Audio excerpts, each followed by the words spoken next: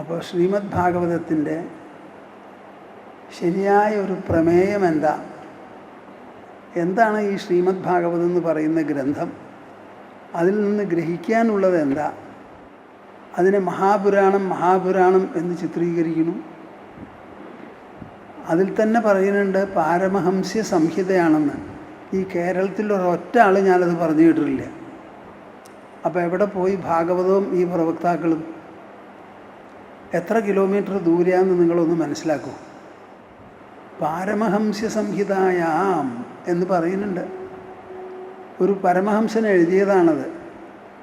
അത് പറഞ്ഞു കൊടുത്തതും ഒരു ഡബിൾ പരമഹംസനാണ്. അതുകൊണ്ട് ഈ ഗ്രന്ഥം വേണ്ടതുപോലെ കൈകാര്യം ചെയ്ത് ജനങ്ങളെ തത്വം നല്ലപോലെ മനസ്സിലാക്കി അവരെ മുക്തന്മാരാക്കണം എന്നുണ്ടെങ്കിൽ പരമഹംസന്മാർ തന്നെ വേണം. അവർക്ക് അതിലുള്ള പ്രതിബദ്ധതയും ആഭിമുഖ്യവുമൊക്കെ ഉണ്ടാവുള്ളൂ. അപ്പോൾ അതാണ് ഇന്ന് ഞാൻ സത്യം പരം ധീമഹി എന്ന 3 വാക്കുകൾ ഇത് ഈ സത്രത്തിന് മുമ്പ് എഴുതി വെച്ചുകൊണ്ടിരുന്നു. പിന്നെ അതൊരു ശ്ലോകമാക്കി മാറ്റി പരമതത്വം എന്താണെന്ന് പ്രഖ്യാപിക്കുന്നത്. അതൊക്കെ ഒന്ന് പറയാമെന്ന് വിചാരിക്കുന്നു. നിങ്ങളെല്ലാം വാച്ച് നോക്കാതെ ക്ഷമയോടുകൂടി കേൾക്കുമോ? യം ശൈവാസമുപാസതേ ശിവൈതി ബ്രഹ്മേതി വേദാന്തിനോ ബൗദ്ധാ ബുദ്ധ ഇതി പ്രമാണപടവഃ കർത്തേതി നൈയായികാ അർഹന്നിത്യഥ ജൈനശാസനരതാഃ കർമ്മേതി മീമാംസകാഃ സോയം വോ വിദധാതു വാഞ്ചിതഫലം ത്രൈലോക്യനാഥോ ഹരിഃ സോയം വോ വിദധാതു വാഞ്ചിതഫലം ത്രൈലോക്യനാഥോ ഹരിഃ. ഈ ശ്ലോകത്തിൻ്റെ അവസാന പാദം ത്രൈലോക്യനാഥനായിരിക്കുന്ന ശ്രീഹരി നിങ്ങളുടെ എല്ലാവരുടെയും വാഞ്ചിത ഫലം നിറവേറ്റട്ടെ എന്നാണ്. അതിൻ്റെ അർത്ഥം മനസ്സിലാക്കുമ്പോൾ ഈ അനുഗ്രഹവചസ്സിന് എത്രത്തോളം പ്രസക്തിയും പ്രാധാന്യവും ഉണ്ടെന്ന് നിങ്ങൾക്ക് മനസ്സിലാക്കാം. സോയം വോ വിദധാതു വാഞ്ചിതഫലം ത്രൈലോക്യനാഥോ ഹരിഃ. ശുദ്ധോ ബുദ്ധോ വിമുക്തഃ ശ്രുതിശിഖരഗിരാം മുഖ്യതാത്പര്യഭൂമിഃ യസ്മാജ്ജാതം സമസ്തം ജഗദിദമമൃതാദ്വ്യാപ്യ സർവം സ്ഥിതോ യഃ യസ്യാംശാംശാവതാരൈഃ സുരനരവനജൈർരക്ഷിതം സർവമേതത് തം ഭൂമാനം മുകുന്ദം ഹൃദി ഗതമമലം കൃഷ്ണമേവ പ്രപദ്യേ. തം ഭൂമാനം മുകുന്ദം ഹൃദി ഗതമമലം കൃഷ്ണമേവ പ്രപദ്യേ. മദീയ ഹൃദയാകാശേ സദാനന്ദമയോ ഗുരുഃ ഉദേതു സതതം സമ്യക് സ്വാത്മാനന്ദ പ്രബോധകഃ. ഹരിഃ ഹരിഃ ഹരിഃ. നമുക്ക് എല്ലാവർക്കും കൂടി ഒരു 3 തവണ പതിവ് പോലെ ഓങ്കാരം ജപിക്കണം. എല്ലാവരും കൈകോർത്ത് മടിയിൽ വയ്ക്കൂ. കഷ്ടപ്പെടാതെ നിവർന്നിരിക്കൂ. കണ്ണടയ്ക്കൂ. എന്നിട്ട് വായും മനസ്സും തുറന്ന് എൻ്റെ കൂടെ ജപിക്കുക. ജപിക്കുന്ന സമയത്ത് ഈ ജപധ്വനി, കൂട്ടായ ഈ ജപം ഭൂലോകം മുഴുവനും വ്യാപിച്ച് അതിൻ്റെ അനുഗ്രഹവർഷങ്ങൾ എല്ലാ ജീവജാലങ്ങളിലും ചൊരിയണം എന്നൊരു സങ്കല്പം നിങ്ങളുടെ മനസ്സിലുണ്ടാവണം. ഞാനിത് എപ്പോഴും പറയാറുള്ളതാണ്, ആവർത്തിച്ചു കൊണ്ടേയിരിക്കുന്നു. ഇങ്ങനെ വരുമ്പോൾ നിങ്ങളുടെ മനസ്സ് വളരെയധികം വികസിക്കും. നിങ്ങൾ എന്നോട് പറയുമെങ്കിൽ പലരും പറയാനുണ്ടാവും, സ്വാമിജി ഇത് മനസ്സിന് വളരെയധികം വികാസം വരുത്തിയിട്ടുള്ളതാണ്. ആ വികാസം പോലെ ആഴവും ഔന്നത്യവും കൂടി വന്നാൽ നിങ്ങളുടെ കാര്യങ്ങൾ ജയിച്ചു. അപ്പം നിങ്ങൾ ശുഗമുനിയെ പോലെയൊക്കെ ആവും. വികാസം, വിസ്താരം, ആഴം, ഔന്നത്യം, ഇത് മൂന്നും ഉണ്ടായാൽ മതി. ഇതാ അസലായിട്ട് ജപിക്കും. ഓ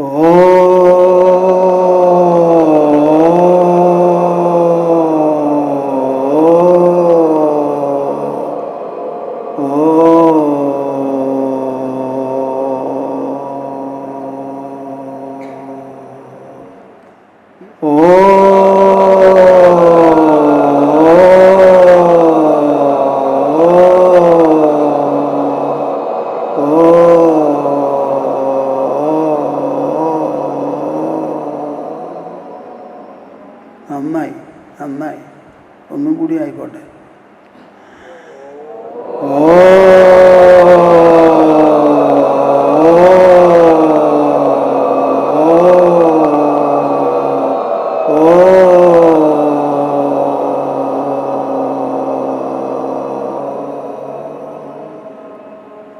ഹരി ഓം തത്സ. ജയ ഗുരു. ഇനി നമുക്ക് എല്ലാവർക്കും കൂടി കൂട്ടായി ശ്രീമദ് ഭാഗവതം ചൊല്ലണം.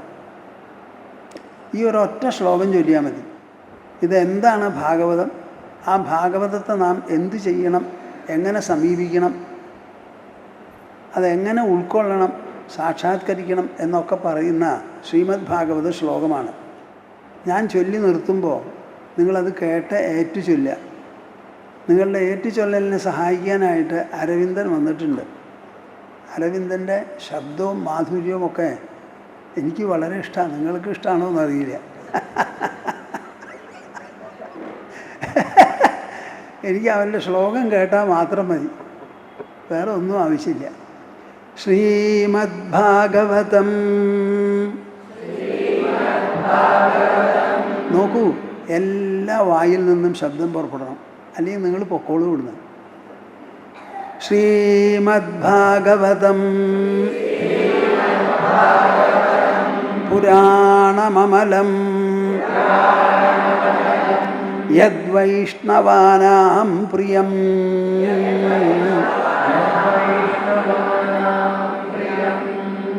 ശ്രദ്ധ പോരാ, ഞാൻ പറഞ്ഞു നിർത്തിയിട്ടല്ലേ പറയാപ്പ. യദ്വൈഷ്ണവാനാം പ്രിയം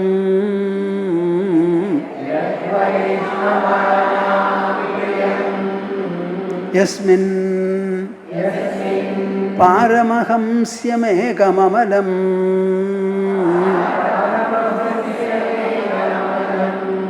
ജ്ഞാനം പരം ഗീയതേ.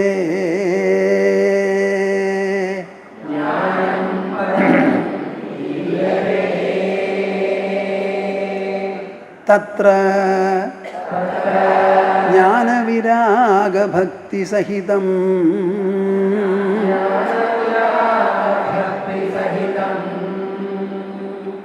നൈഷ്കർമ്മ്യമാവിഷ്കൃതം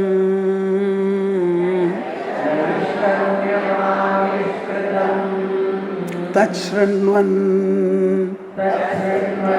വിപഠൻ വിചാരണപരോ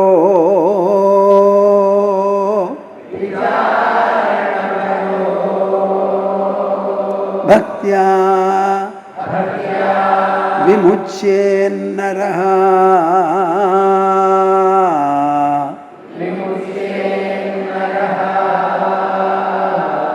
തച്ഛൃണ്വൻ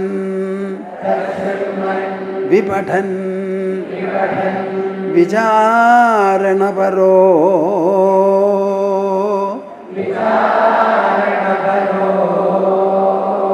ഭക്ത്യാ വിമുച്യേന്നരഃ.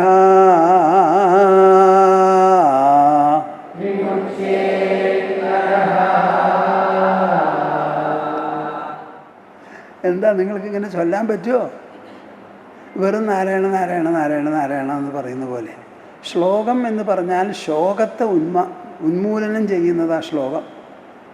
അത് നീട്ടിച്ചെല്ലാൻ പറ്റുന്നിടത്ത് എത്രത്തോളം നീട്ടി ചൊല്ലിയോ അത്രത്തോളം നിങ്ങളിൽ മനസ്സും ബുദ്ധിയും ശുദ്ധമാവും, പരിവർത്തനപ്പെടും.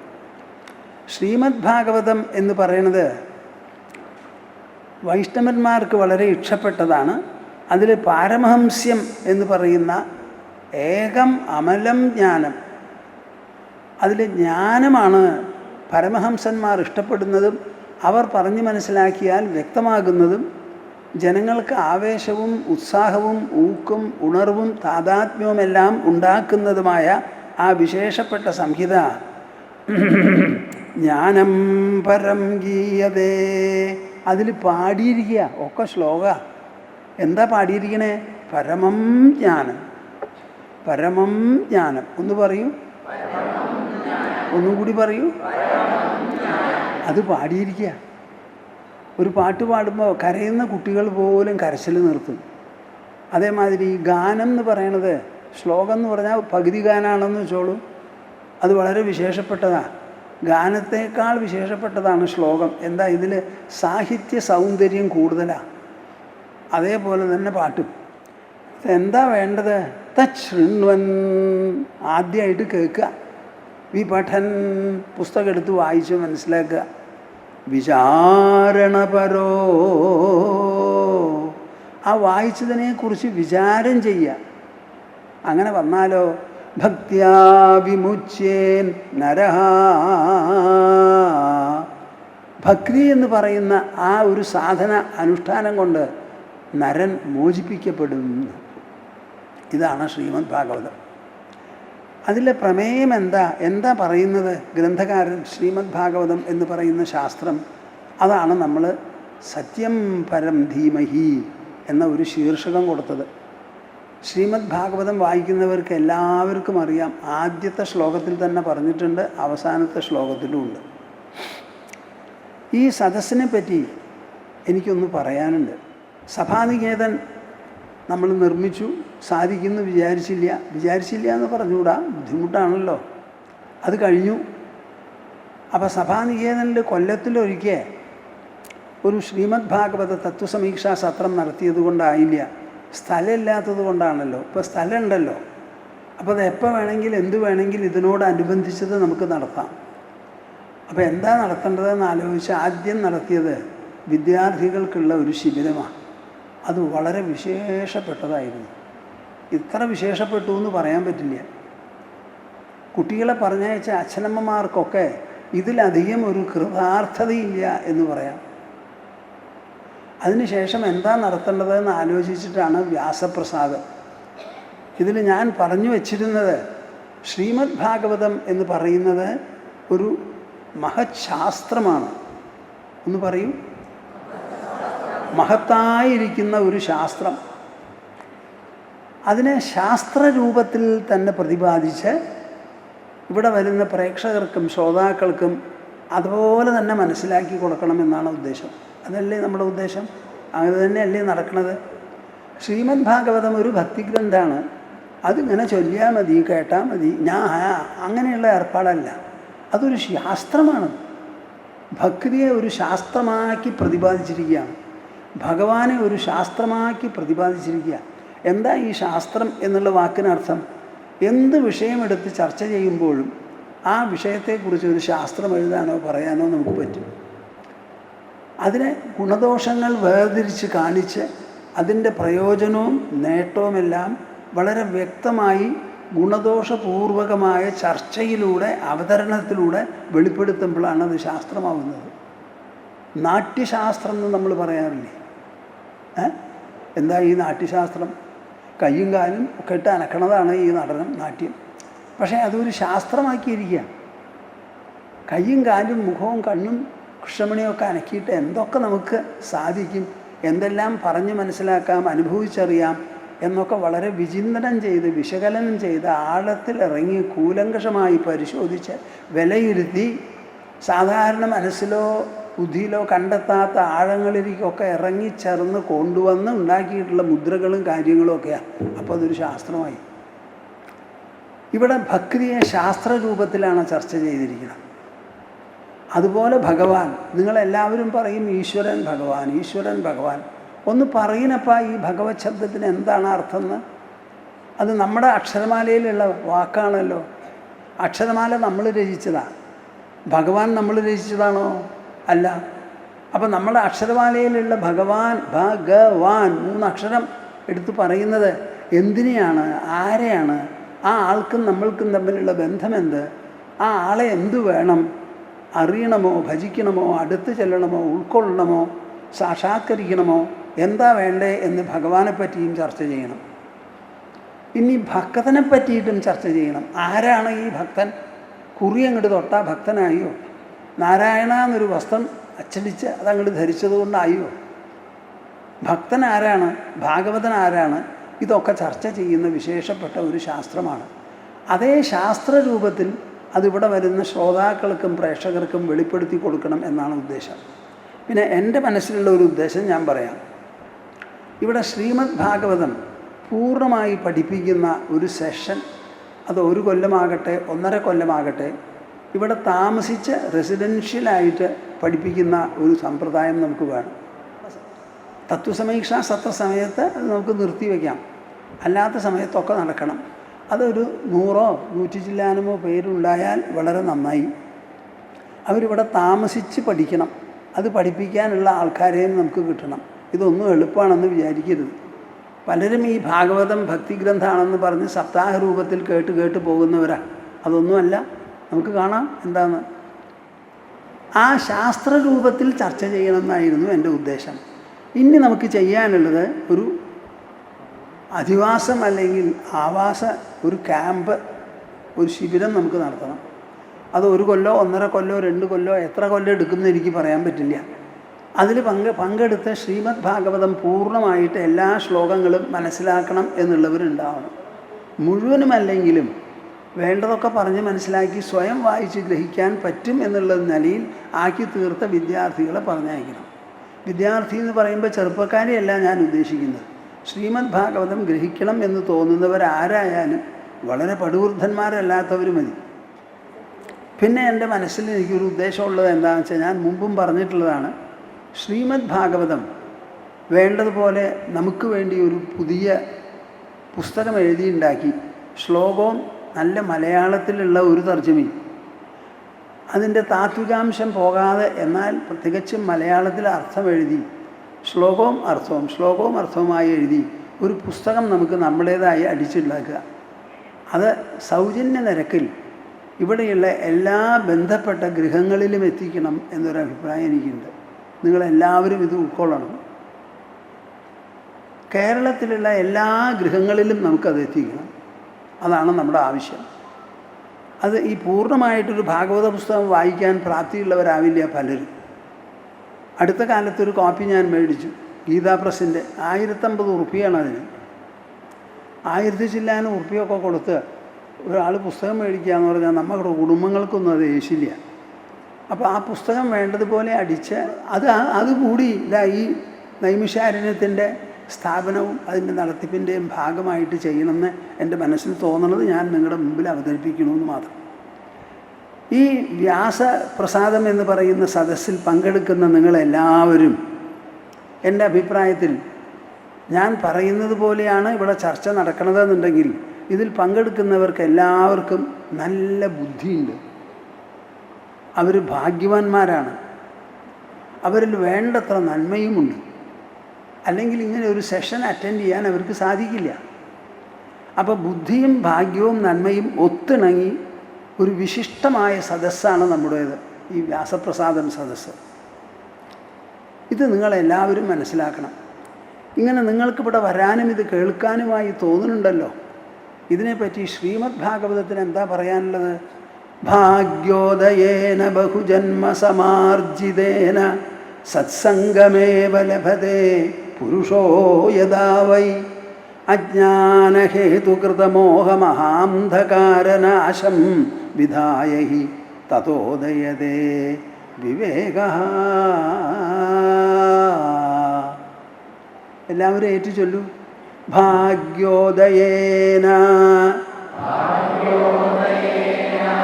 ബഹുജന്മസമാർജിതേന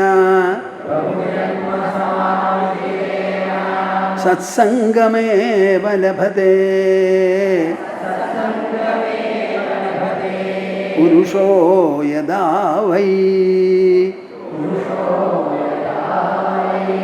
അജ്ഞാനഹേതുകൃത മോഹമഹാന്ധകാരനാശം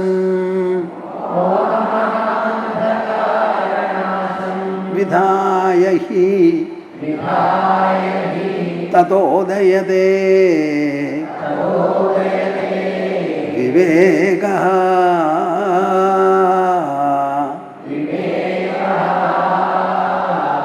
നിങ്ങളൊന്ന് എന്നോട് പറയൂ, അവർക്ക് വിവേകം ഉദിക്കുന്നു എന്നാണ് പറയുന്നത്. നിങ്ങൾക്ക് വിവേകം കുറേശ്ശെങ്കിലും ഉദിക്കുന്നുണ്ടോ? അല്ലെങ്കിൽ ഉള്ള വിവേകം വർദ്ധിക്കുന്നുണ്ടോ? ആ ഇത് വീട്ടിലെ എത്ര അമ്മ ഉണ്ടായാലും കിട്ടില്ല. നിങ്ങൾ വിദ്യാഭ്യാസ കേന്ദ്രങ്ങളിൽ ചെന്ന് എത്ര പഠിച്ചാലും ഈ വിവേകം ഉണ്ടാവില്ല. ഇത് നിത്യാനിത്യ വസ്തു വിവേകം എന്നാണ് ഇതിന് പറയുക. നിത്യവസ്തുവും അനിത്യവസ്തുവും തമ്മിലുള്ള വ്യത്യാസം വേണ്ടതുപോലെ മനസ്സിലാക്കുക. അങ്ങനെ വരുമ്പോൾ ഈ ലോകം മുഴുവനും നമ്മുടെ ശരീരമടക്കം അനിത്യവസ്തുവാണ്. അതിൽ നിത്യമായിട്ടുള്ളതാണ് ഞാൻ എന്ന വാക്കുകൊണ്ട് സൂചിപ്പിക്കുന്ന ഉൾസാന്നിധ്യം. ഇതാരാ പറയുക? അച്ഛൻ പറഞ്ഞിട്ടുണ്ടോ? അമ്മ പറഞ്ഞിട്ടുണ്ടോ? ഓ എന്താ ഒരു മിണ്ടാത്തേ? അധ്യാപകന്മാർ പറഞ്ഞിട്ടുണ്ടോ? പടുവൃദ്ധന്മാർ വല്ലവരും പറഞ്ഞിട്ടുണ്ടോ? എടോ മനുഷ്യ, താൻ ശരീരമല്ലടോ. ശരീരം തൻ്റെയാണ്, താൻ ശരീരമല്ല. ശരീരം ഭക്ഷണം കൊണ്ടുണ്ടായിട്ടുള്ള ഒരു സാധനമാണ്.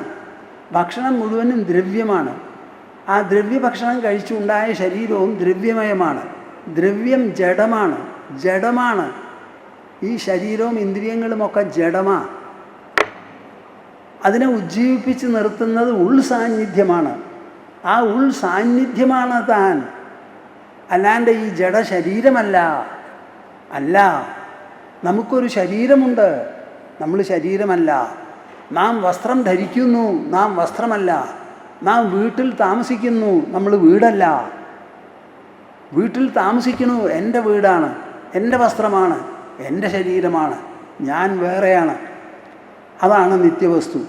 ഈ നിത്യവസ്തുവിനെ ബാഹ്യമായ ശാസ്ത്രജ്ഞന്മാരുണ്ടല്ലോ, ബാഹ്യവസ്തുക്കളെ നിരീക്ഷിക്കുന്നവരും പരിശോധിക്കുന്നവരും, അവർക്ക് ഒരു കാലത്തും കണ്ടെത്താൻ പറ്റില്ല. ഇത് യുക്തി കൊണ്ട്, ബുദ്ധി കൊണ്ടും മനസ്സുകൊണ്ടും വിചിന്തനം ചെയ്ത്, വിചാരം ചെയ്ത്, വിവേകം വളർത്തി, നമ്മുടെ ശരീരത്തിൻ്റെ ഉള്ളിലിറങ്ങി പരിശോധിച്ച്, കണ്ടെത്തി, വിലയിരുത്തി, അനുഭവിച്ച്, അറിഞ്ഞ്, യുക്തിസഹം അതിനെ വേണ്ടതുപോലെ വിപുലീകരിച്ച് ഉറപ്പിച്ചെടുത്താൽ മാത്രമേ പറ്റുള്ളൂ. നല്ലപോലെ മനസ്സിലാക്കിക്കോളൂ. അപ്പോൾ വിവേകം എന്ന് പറയുന്നതാണ് നിങ്ങൾക്കിവിടെ ഇതുകൊണ്ട് കിട്ടുന്നത്. അപ്പോൾ ആർക്ക് കിട്ടുന്ന പറയണത്? ഭാഗ്യോദയേന ബഹുജന്മസമാർജിതേന. അനവധി ജന്മം കൊണ്ട് എന്ന് വെച്ചാൽ നിങ്ങളല്ല, നിങ്ങളുടെ പൂർവികർ, അച്ഛനമ്മ, അവരുടെ അച്ഛനമ്മ, അങ്ങനെ ജന്മജന്മങ്ങളായി പുണ്യകർമ്മവും ഈശ്വരനോടുള്ള സ്നേഹവും വിശ്വാസവും എല്ലാമായി നടന്നാൽ ആ പുണ്യത്തിൻ്റെ ബലം കൊണ്ട് സത്സംഗമേവ ലഭതേ.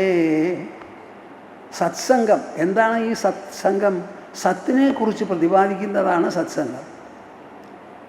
ബാക്കി എല്ലാ സ്ഥലത്തും നമ്മൾ പ്രതിപാദിക്കുന്നത് അസത്താണ്. കേൾക്കുമ്പോൾ നിങ്ങൾക്ക് പിടിക്കുന്നില്ലാവോ?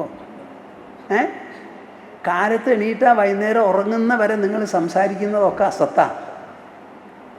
അസത്ത് ഒന്ന് പറയും, പറയാൻ സമ്മതിക്കില്ല, മനസ്സല്ലേ? ഒന്നും സത്തല്ല. നമ്മുടെ ശരീരം, ജീവിതം, ശരീരത്തിൽ ഉപയോഗിക്കാനുള്ള വസ്തുക്കൾ, വീട്, കുടി, ബന്ധു ബാന്ധവന്മാർ, ഇതൊക്കെ അസത്താണ്. സത്സംഗം എവിടുന്നാ കിട്ടുക? സത്തുക്കളുടെ അടുത്ത് ചെന്നാലേ കിട്ടുള്ളൂ. അവർ പറയുന്നത് സത്താ. ഇപ്പം ഞാൻ പറഞ്ഞില്ലേ, നിങ്ങളാരും ശരീരമല്ല, നിങ്ങൾക്കൊരു ശരീരമുണ്ട്, ശരീരം ജഡമാണ്, നിങ്ങൾ ചേതനാത്മകന്മാരാണ് എല്ലാവരും എന്ന് പറഞ്ഞല്ലോ. അതാണ് ആ സത്സംഗം. ആ സത്സംഗം നല്ലതും ചീത്തയും, ഉണ്മയും അനുണ്മയും, സത്യവും അസത്യവും എല്ലാം വേർതിരിച്ച് മനസ്സിലാക്കുന്ന ആ സത്സംഗം പുരുഷൻ എപ്പോൾ ലഭിക്കുന്നുവോ അപ്പോൾ എന്തുണ്ടാവും? അജ്ഞാനഹേതുകൃതമോഹമഹാന്ധകാരനാശം വിധായ. അജ്ഞാനം ഹേതുവായി ഉണ്ടാകുന്ന മോഹമഹാന്ധകാരം, മോഹം എന്ന് വെച്ചാൽ വ്യാമോഹം, അതുകൊണ്ടുള്ള മഹാന്ധകാരം, കൂരിരുട്ട്, ആ കൂരിരുട്ടിനെ നശിപ്പിച്ച് വിധായ ഹി തതോദയതേ വിവേക, അതിനെ നശിപ്പിച്ചിട്ട് വിവേകമുണ്ടാകുന്നു. ഇതാണ് സത്സംഗം കൊണ്ടുള്ള ലാഭം. വ്യാസപ്രസാദം കൊണ്ട് നമ്മൾ ഉദ്ദേശിക്കുന്നത് അതാ. ഇവിടെ നടക്കുന്നുണ്ടോ എന്നൊന്ന് നിങ്ങൾ പറയും. ഉണ്ടോ? എത്ര ആളാ പറയണേ? നിങ്ങൾക്ക് എല്ലാവർക്കും തോന്നുന്നുണ്ടെങ്കിൽ എല്ലാവരും കൂടി പറയും. പോരാ, എന്നാൽ കയ്യൊന്ന് പൊന്തിക്കും കാണട്ടെ. അപ്പോൾ നിങ്ങളുടെ വായിൽ നിന്ന് ഉരിയാടാൻ ഇത്ര വലിയ വിഷമം, കൈ പൊന്തിക്കാൻ എളുപ്പം. മടിയന്മാരാ. അപ്പം നിങ്ങൾക്ക് ഭഗവാൻ 10 ജന്മം കഴിഞ്ഞിട്ട് നോക്കിക്കോളൂ, ഇപ്പോൾ കിട്ടില്ല. ശ്രീമദ് ഭാഗവതം ചർച്ച ചെയ്യുന്നത് പരമസത്യമാണ്. എന്താണ് ഈ പരം സത്യം? എന്താണ് ഈ പരം സത്യം? അങ്ങനെ ഒന്നുണ്ടോ? അത് നമ്മുടെ അനുഭവത്തിൽ യേശുവോ? അതിനെ സമീപിക്കാനോ അതിനെക്കുറിച്ച് ചിന്തിക്കാനോ എവിടെയാണ് പോകേണ്ടത്, എങ്ങോട്ടാണ് നോക്കേണ്ടത് എന്നൊക്കെ ചോദിച്ചാൽ, സൂതൻ ആരാണ്? ഈ സൂതൻ തത്വപ്രവക്താവാണ്, മിടുക്കൻ. തത്വം പ്രവചനം നടത്തണമെന്നുണ്ടെങ്കിൽ ശാസ്ത്രങ്ങളെല്ലാം വായിക്കണം. അത് വേദത്തിൽ നിന്ന് തുടങ്ങി ഉപനിഷത്തുകളിലൂടെ അങ്ങോട്ട് ഇറങ്ങി ഇതിഹാസം, പുരാണം, എന്തെല്ലാം ഗ്രന്ഥങ്ങളുണ്ടോ അത് മുഴുവനും വായിച്ച് മനസ്സിലാക്കി ജ്ഞാനത്തിൻ്റെ ഒരു ഭണ്ഡാകാരമായാൽ മാത്രമേ ഒരാൾക്ക് പ്രവക്താവാൻ പറ്റുള്ളൂ, നല്ല പ്രവക്താവാണെങ്കിൽ. അങ്ങനെ ഒരു പ്രവക്തൃ വംശം തന്നെ ഇന്ത്യയിലുണ്ട്. ഇവിടെ കേരളത്തിനെ സംബന്ധിച്ചിടത്തോളം അവർ ചാക്യാന്മാരാണ്. ചാക്യാന്മാർക്ക് ബ്രാഹ്മണ്യമുണ്ട്, ബ്രാഹ്മണരാണ്. പക്ഷേ എന്തോ ഒരു ചെറിയ ഒന്നുണ്ട് അവർക്ക്. പക്ഷേ അവർ വലിയ വിദ്വാൻമാരാണ്. ബ്രാഹ്മണരൊക്കെ വലിയ അങ്ങേയറ്റം ബഹുമാനിക്കും. അപ്പോൾ ചാക്യാരോട് പറഞ്ഞിട്ടുള്ളത് പുറത്തു പോയി നടക്കുമ്പോൾ ഒരക്ഷരം മിണ്ടരുതെന്നാണ്. പിന്നെ എന്തു വേണം? കണ്ണും കാതും ഉപയോഗിച്ച് കണ്ടും കേട്ടുമില്ല. പിന്നെ സംസാരിക്കാനുള്ള സ്ഥലം മേടയിലാണ് കൂത്തു പറയുമ്പോൾ. അപ്പോൾ ഈ കണ്ടതൊക്കെ പരാമർശിച്ച് കൂട്ടിയിണക്കി എന്തൊക്കെ വിമർശം വേണോ, എന്തൊക്കെ വിചാരം വേണോ ഒക്കെ നടത്തിക്കോളൂ എന്നാണ് പറയണത്. ചാക്യാർക്ക് അങ്ങനെ ഒരു നിർദ്ദേശമുണ്ട്. അപ്പം അങ്ങനെയൊരു വംശമാണ് ഈ സൂതൻ്റേത്. ആ സൂതൻ്റെ മുൻപിൽ വിശേഷപ്പെട്ട ഒരു സദസ്സാണ്. അവിടെ പണ്ഡിതന്മാരുണ്ട്, വിദ്വാൻമാരുണ്ട്, ബ്രാഹ്മണരുണ്ട്, തപസ്വികളുണ്ട്, സന്യാസിമാരുണ്ട്. എല്ലാവരും ഇരിക്കുന്ന സദസ്സിൽ വെച്ചിട്ട് ഒരു ചോദ്യം ചോദിച്ചു. എന്താ ചോദിച്ചത്? അങ്ങ് വേദങ്ങളിൽ നിന്ന് തുടങ്ങിയ എല്ലാ ശാസ്ത്രങ്ങളും വായിച്ച് മനസ്സിലാക്കി ഗ്രഹിച്ചിട്ടുണ്ടല്ലോ, പ്രവചനം ചെയ്യുന്ന ആളാണ്. അപ്പോൾ ഇതിലെല്ലാറ്റിലും കൂടിയുള്ള ആ എസൻസ്, താത്വികമായിരിക്കുന്ന ആ എസൻസ്, കരുത്തെന്താണെന്നൊന്ന് പറഞ്ഞു തരാമോ? സൂതന് ഒരു സംശയം ഉണ്ടായില്ല. ചോദിക്കേണ്ട താമസം എന്താ? അപ്പോൾ എന്തുമാതിരി അദ്ദേഹത്തിൻ്റെ മുഖത്തിൽ നിന്ന് വിരിഞ്ഞത്? വദന്തി തത്വവിദസ്തത്വം യജ്ഞാനമദ്വയം ബ്രഹ്മേതി പരമാത്മേതി ഭഗവാനിതി ശബ്ദതേ. അദ്ദേഹം ഞാൻ പറയണു എന്നല്ല പറഞ്ഞത്, ഇങ്ങനെ തത്വജ്ഞാനികൾ പറയണു, തത്വവേത്താക്കൾ പറയണു. എന്താ? വദന്തി തത്വവിദഃ തത്വം യജ്ഞാനമദ്വയം. ഒന്ന് പറയൂ. തത്വം യജ്ഞാനമദ്വയം. പോരാ, ഒന്നും കൂടി. ഒന്നുകൂടി.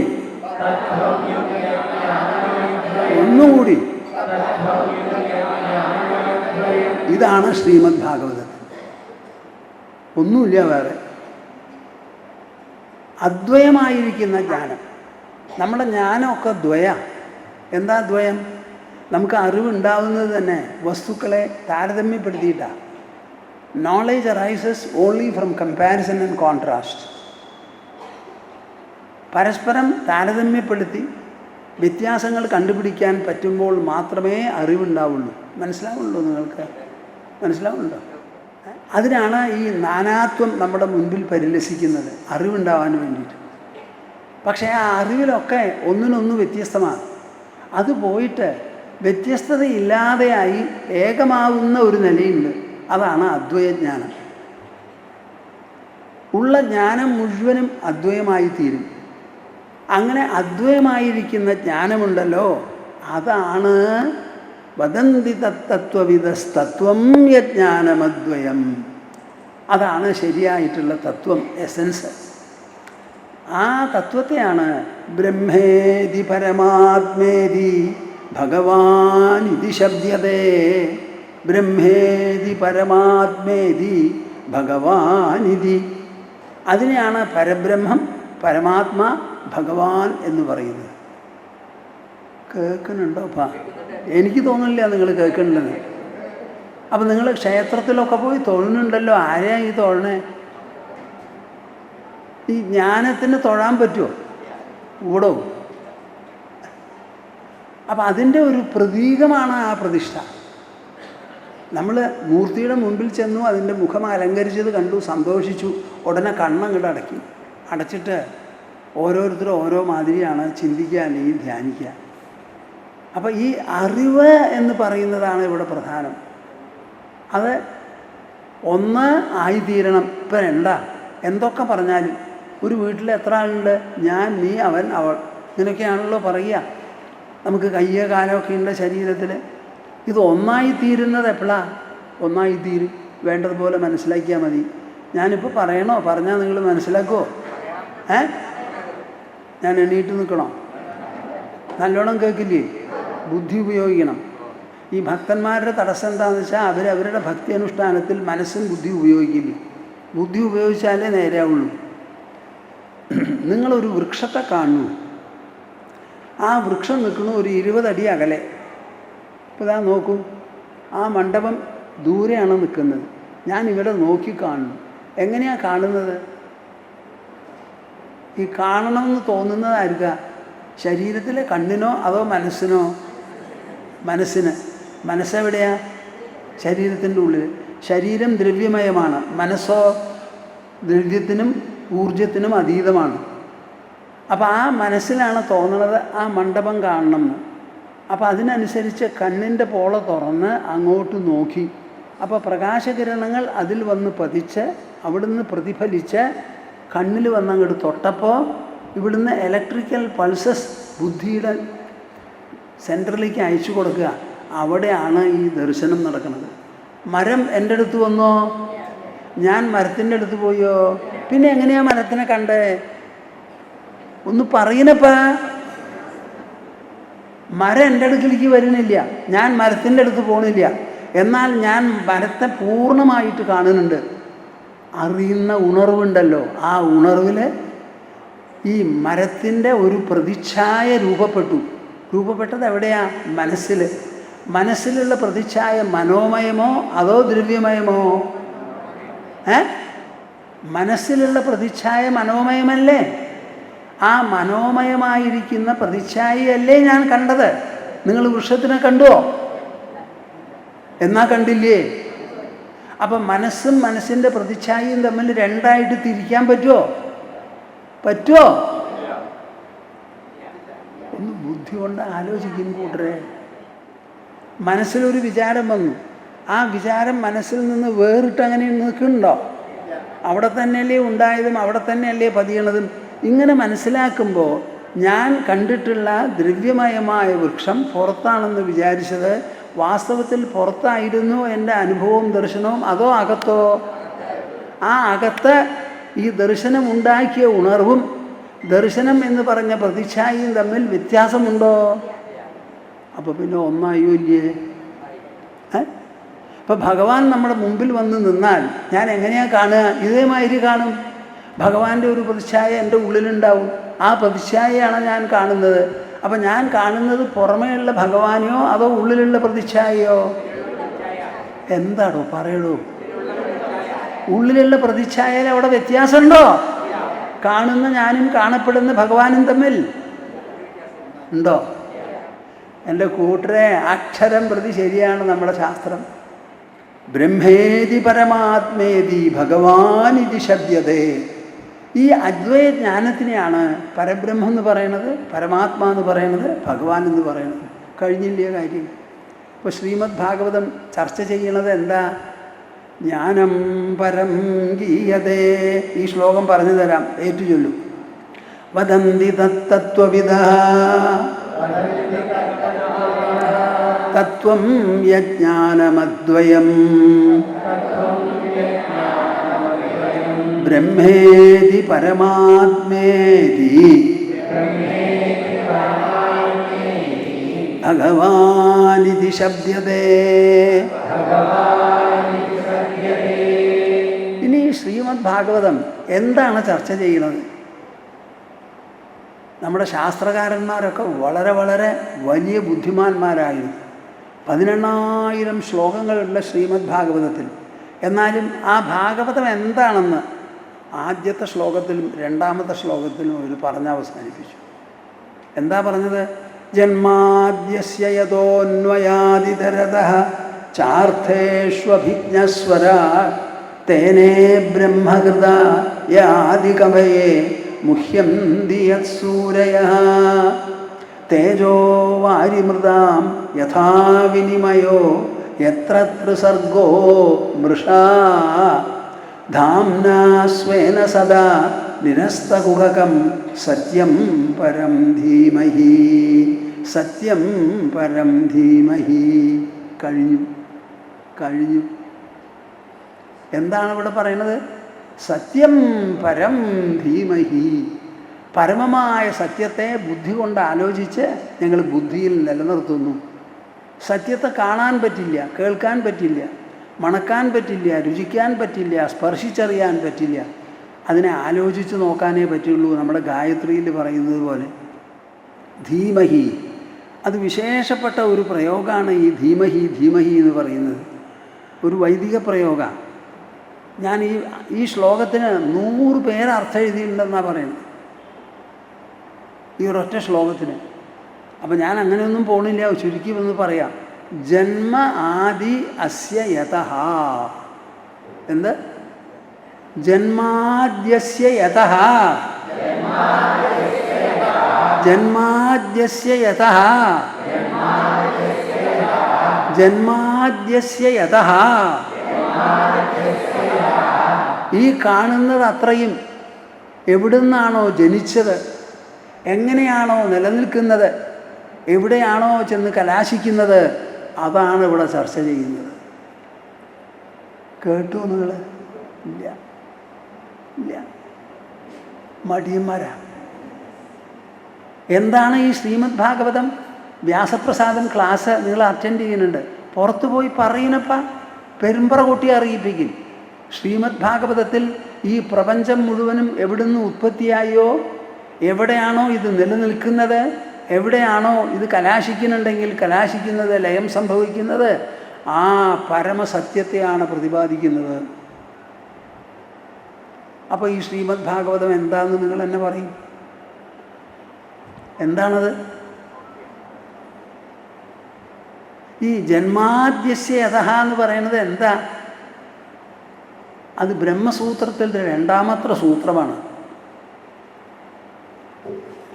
ബ്രഹ്മസൂത്രത്തിലെ 2ാമത് സൂത്രമാണത്. ജന്മാദ്യസ്യ യതഃ. ആദ്യത്തെ സൂത്രം എന്താ? അഥാതോ ബ്രഹ്മജിജ്ഞാസ. അതുകൊണ്ടിപ്പോൾ ബ്രഹ്മത്തെക്കുറിച്ചുള്ള അന്വേഷണം. ഇങ്ങനെ ചുരുക്കി പറയുന്നതാണ് സൂത്രങ്ങൾ.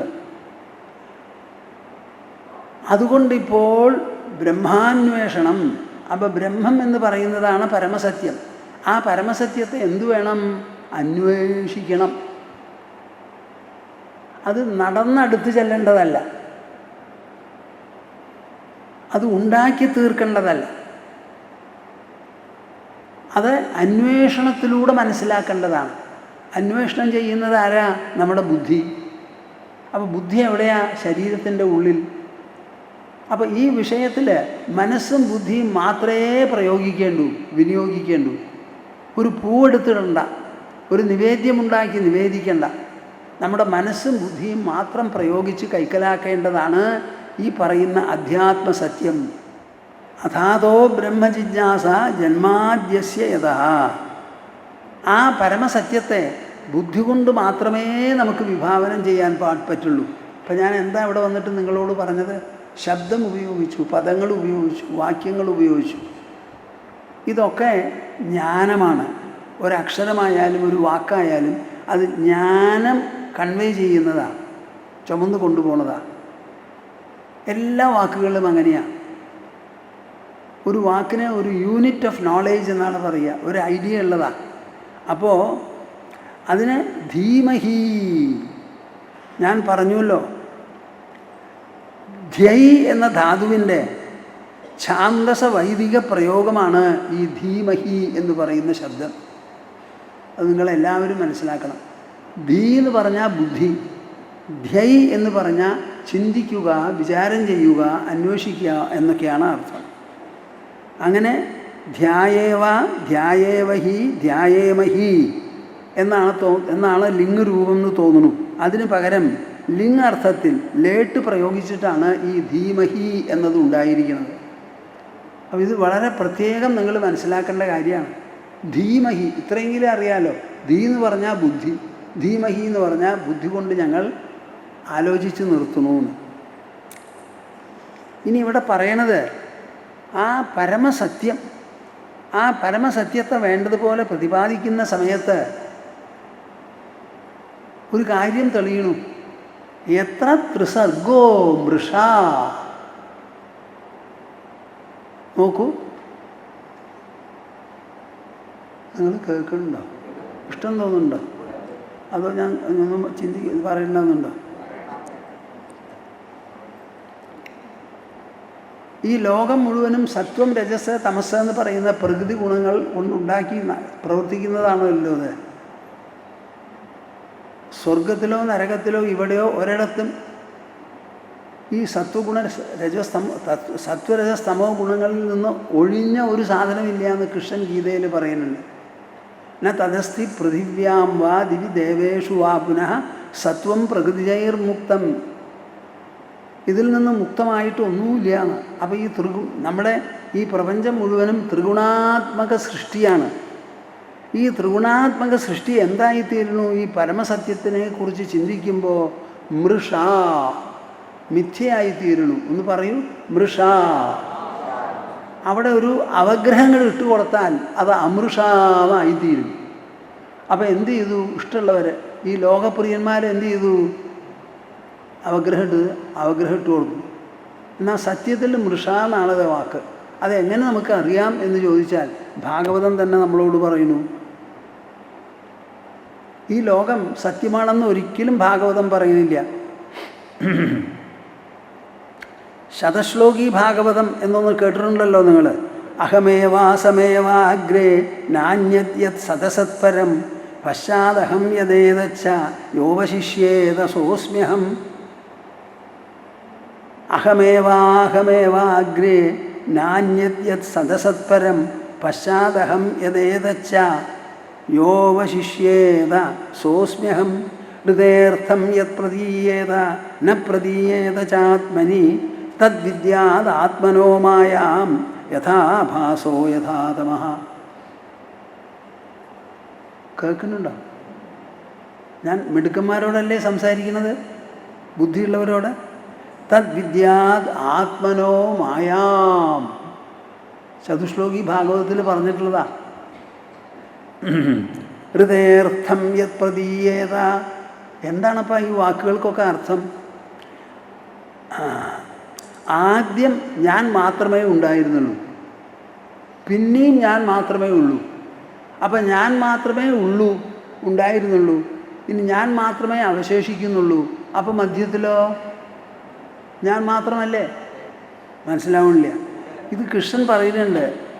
ന യത് പുരസ്താദുദയന്ന പശ്ചാത് മധ്യേ ച തന്നവ്യപദേശമാത്രം ഭൂതം പ്രസിദ്ധം ച പരേണ യദ്യത് തദേവ തത്സ്യാത് ഇതി മേ മനീഷ.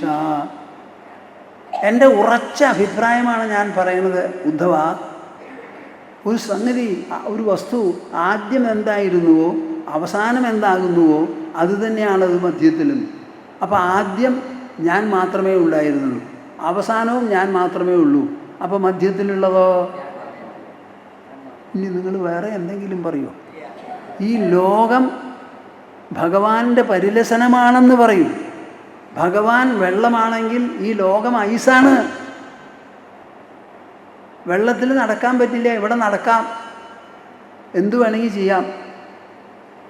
ഇത് രണ്ടും തമ്മിൽ വ്യത്യാസമില്ല.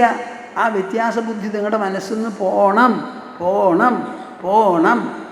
ഈ ലോകത്തെ ഭഗവന്മയമായി കണ്ട് നിങ്ങൾ ക്ഷേത്രത്തിൽ ചെന്നാൽ എങ്ങനെ തൊഴുത് നമസ്കരിക്കുമോ അതുപോലെ ഈ ലോകത്തെ തൊഴുത് നമസ്കരിക്കാൻ നിങ്ങൾക്ക് സാധിക്കണം. അതാണ് ആവശ്യം. അത് സാധിക്കും. പൂർണ്ണേ മനസി സമ്പൂർണം ജഗത് സർവം സുധാദ്രവൈ. നമ്മുടെ മനസ്സ് പൂർണ്ണമായാൽ ഈ ലോകം മുഴുവൻ അമൃതപ്രവാഹമായി തീരും. ഏതുപോലെ?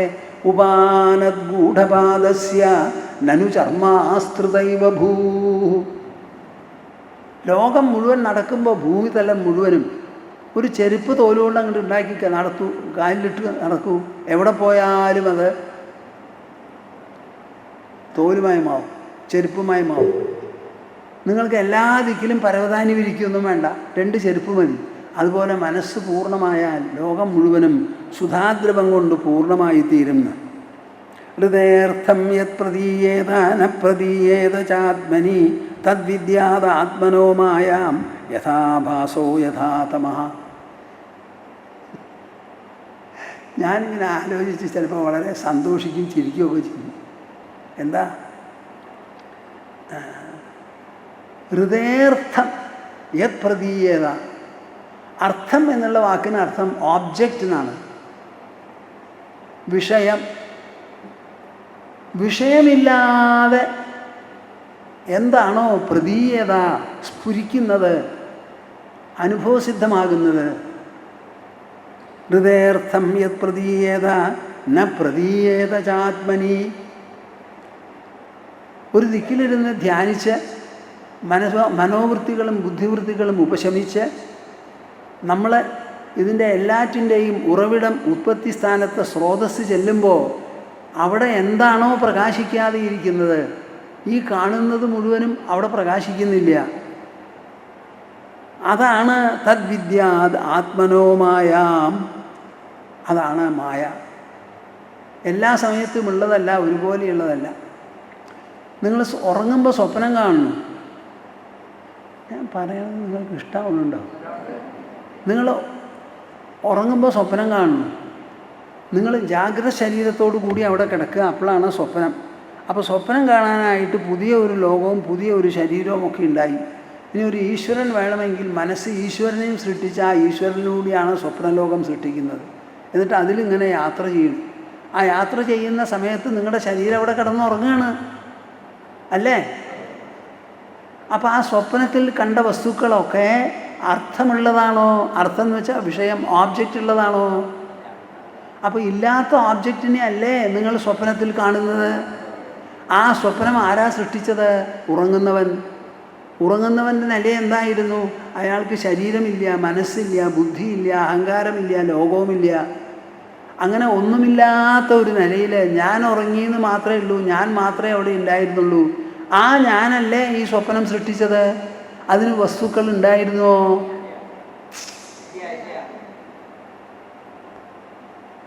അത് സാധിക്കും. അപ്പം ഇല്ലാത്ത വസ്തുക്കളെയാണ് ഉണ്ടെന്നുള്ള അനുഭവം നമുക്ക് തരുന്നത്.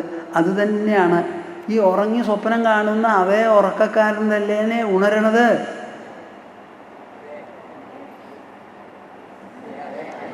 ആര് സ്വപ്നം കാണുന്നുവോ ആ ആള് തന്നെയല്ലേ ഉണരണത്.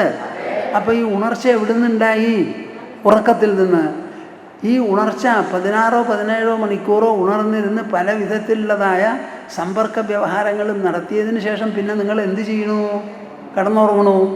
അപ്പോൾ ഉറക്കത്തിൽ നിന്നുണ്ടായി ഉറക്കത്തിൽ പരിസമാപിക്കുന്ന ഈ ഉണർവിന് എന്താണ് വില? 2 ഉറക്കത്തിൻ്റെ ഉള്ളിലുള്ളതിന്.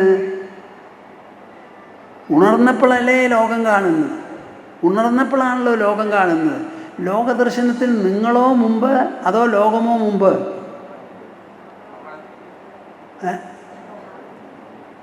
ഞാൻ ഉണർന്നു, ലോകം ഉണർന്നോ? ഞാനല്ലേ ഉണർന്നുള്ളൂ. അപ്പോഴല്ലേ ഞാൻ ലോകം കാണുന്നത്. അപ്പോൾ എൻ്റെ ലോകദർശനത്തിനും ലോകാനുഭവത്തിനും ഞാനോ പ്രമാണം വേറെ വല്ലതോ? ആ ഞാൻ തന്നെയല്ലേ ഈ സ്വപ്നം കാണിക്കുന്നത്. അപ്പോൾ സ്വപ്നലോകം മിഥ്യയാണെങ്കിൽ ജാഗ്രത ലോകവും മിഥ്യയല്ലേ? അറിവാണപ്പം അത്. ബുദ്ധിയാണപ്പോൾ അത്, ബുദ്ധിയാണ്. കണ്ണുകൊണ്ടല്ല പറയണത്, മൂക്കുകൊണ്ടല്ല പറയണത്. കണ്ണിനെയും മൂക്കിനെയും പ്രയോഗിച്ച് കാണുന്നതും മണക്കുന്നതുമായ ആ സാന്നിധ്യത്തെക്കുറിച്ചാണ് പറയുന്നത്. യഥാഭാസോ യഥാ തമഃ. നമുക്ക് ഗ്രഹണം ഉണ്ടാവുന്നുണ്ട്. ആ ഗ്രഹണത്തിന് നമ്മൾ പറയും രാഹുവും കേതുവുമാണെന്ന്. ഈ രാഹുവും കേതുവിനെ ആരെങ്കിലും കണ്ടിട്ടുണ്ടോ? എന്നാൽ ജ്യോതിഷന്മാരും ജ്യോതിഷികളും എന്തൊക്കെയാണ് ചെയ്യണത്? രാഹു കേതു അതിനൊരു ദശയും അനുവദിച്ചിട്ടുണ്ട്. കേതുദശയും രാഹുദശയും. ഈ രാഹുവും കേതുവും എവിടെയാപ്പാ? ഗ്രഹണ സമയത്ത് ഉണ്ട് എന്ന് പറയുന്നു. ഗ്രഹണത്തിൽ നാം കാണുന്നത് സൂര്യചന്ദ്രന്മാരുടെ പ്രഭയില്ലാതെയായി ഇരുട്ട് ബാധിക്കുക. അവിടെ രാഹുവിനെയും കേതുവിനെയും നമ്മൾ കാണുന്നുണ്ടോ? എന്നാലും പറയുന്നുണ്ടല്ലോ. നിങ്ങളൊക്കെ അത് വിശ്വസിക്കുന്നവരാ ആണല്ലോ. അതൊക്കെയാണ്. എവിടെയാടോ ഈ രാഹുവും കേതുവും? ഒന്ന് കാണിച്ചു തരും. ഗ്രഹണം വെച്ചുകൊണ്ട് എങ്ങനെയാണ് നിങ്ങൾ രാഹുവിനെയും കേതുവിനെയും ഉണ്ടാക്കണത്? ബാക്കിയുള്ള ഗ്രഹങ്ങളെ പോലെ കാണിച്ചു തരൂ. കാണിക്കാൻ പറ്റില്ല. അതെന്താ? അത് അതുപോലെ തന്നെയാണത്.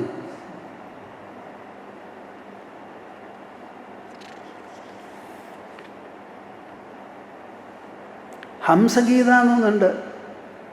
ആ ഹംസഗീതയിൽ പറയണത് കേട്ടോളൂ.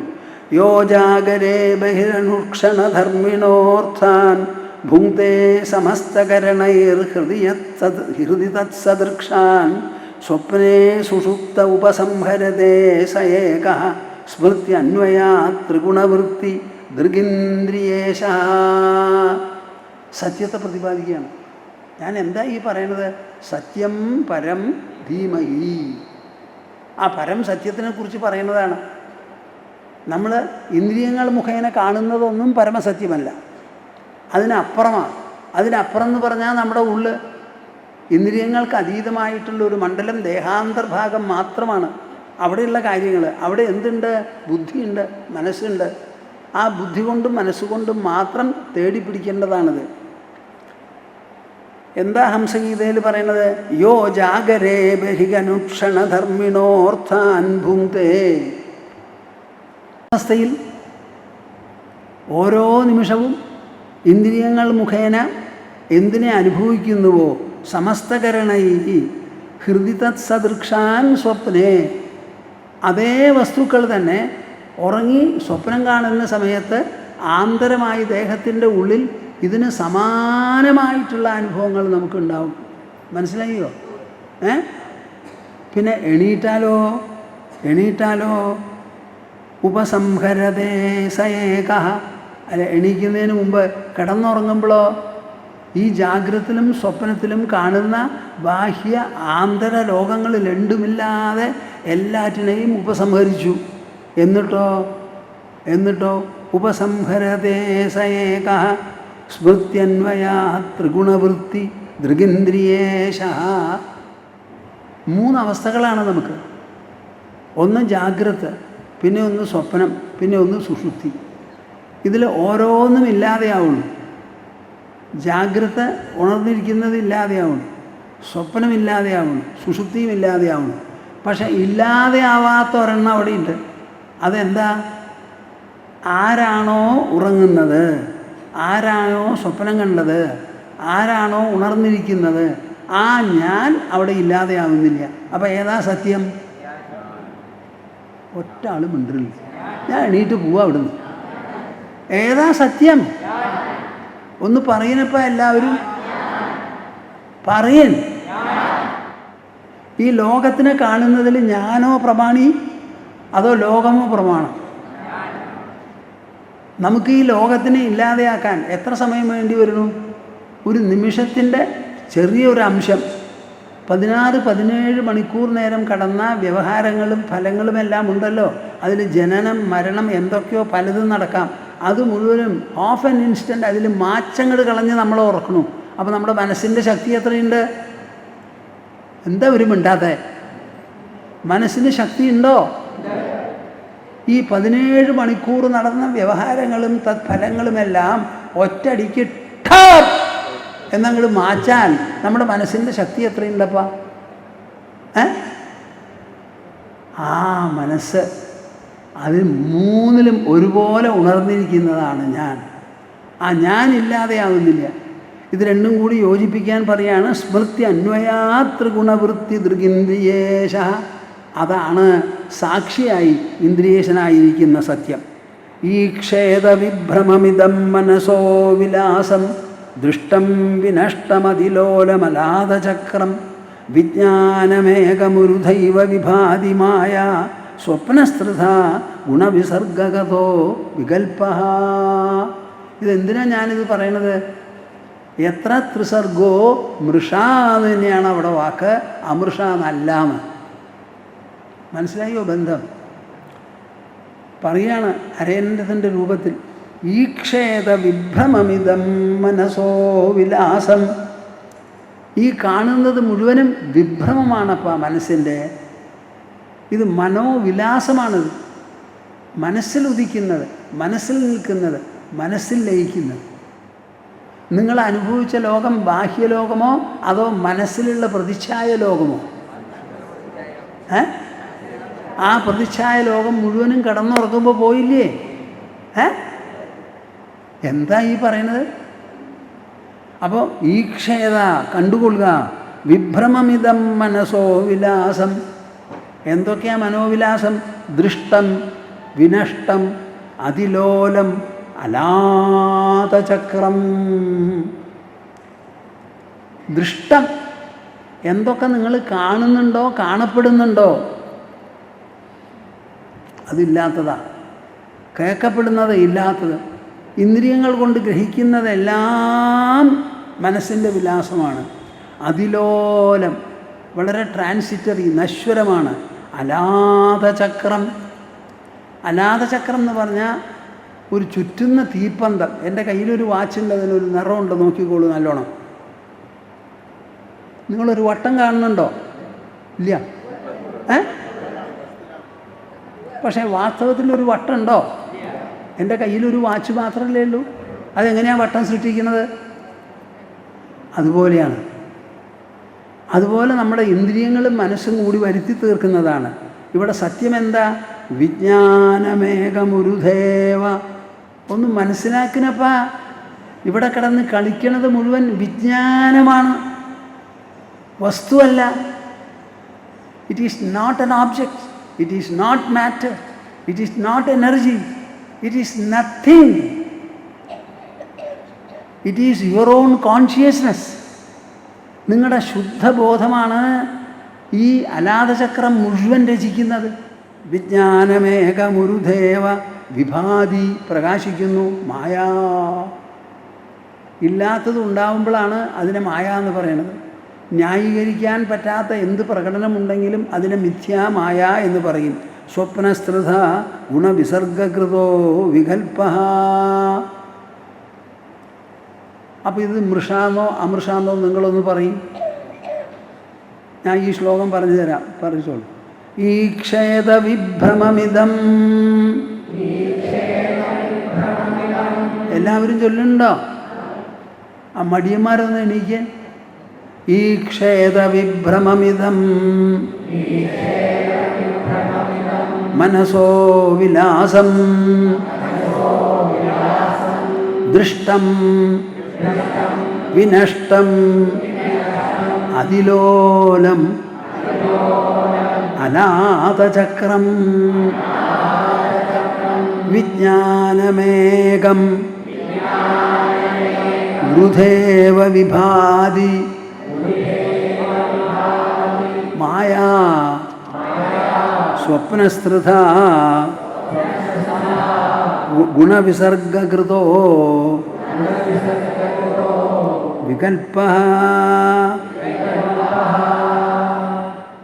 നവയോഗിയുടെ സംഭാഷണം ഉണ്ടല്ലോ ഏകാദശത്തിൽ, അതിൽ പിപ്പലായനം പറയുന്ന ഒരു ശ്ലോകം കൂടി ഇതോട് ബന്ധപ്പെടുന്നതാണ്. പറയട്ടെ. സ്ഥിത്യുദ്ഭവ പ്രളയഹേതുരഹേതുരസ്യ യസ്വപ്നജാഗര സുഷുപ്തിഷു സദ്ബഹിശ്ച ദേഹേന്ദ്രിയാസു ഹൃദയാനി ചരന്തി യേന സഞ്ജീവിതാനി തദവേഹി പരം നരേന്ദ്ര. നിമിചക്രവർത്തിയെ സംബോധന ചെയ്ത് പറയാണ്, രാജാവേ കേട്ടോളൂ. എന്ത്? തദവേഹി, അതിനെ നല്ല പോലെ മനസ്സിലാക്കിക്കോളൂ. പരം പരമസത്യമായിട്ട്. എന്താ അത്? 3 തവണ 3 തരത്തിൽ കാണിച്ചു കൊണ്ടുവരിക. സ്ഥിത്യുദ്ഭവ പ്രളയഹേതുരഹേതുരസ്യ. ഈ കാണുന്നതിൻ്റെ മുഴുവനും സ്ഥിതി, ഉദ്ഭവം, പ്രളയം, ഇതിൻ്റെ എല്ലാറ്റിൻ്റെയും കാരണമാണ്. എന്നാൽ അതിനോ സ്വയം ഒരു കാരണവുമില്ല. ഈ പറയുന്നതൊക്കെ എന്തിനെക്കുറിച്ചാണ്?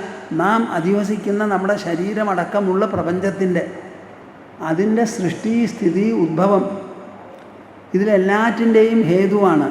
യത് സ്വപ്നജാഗര സുഷുപ്തിഷു സദ്ബഹിശ്ച.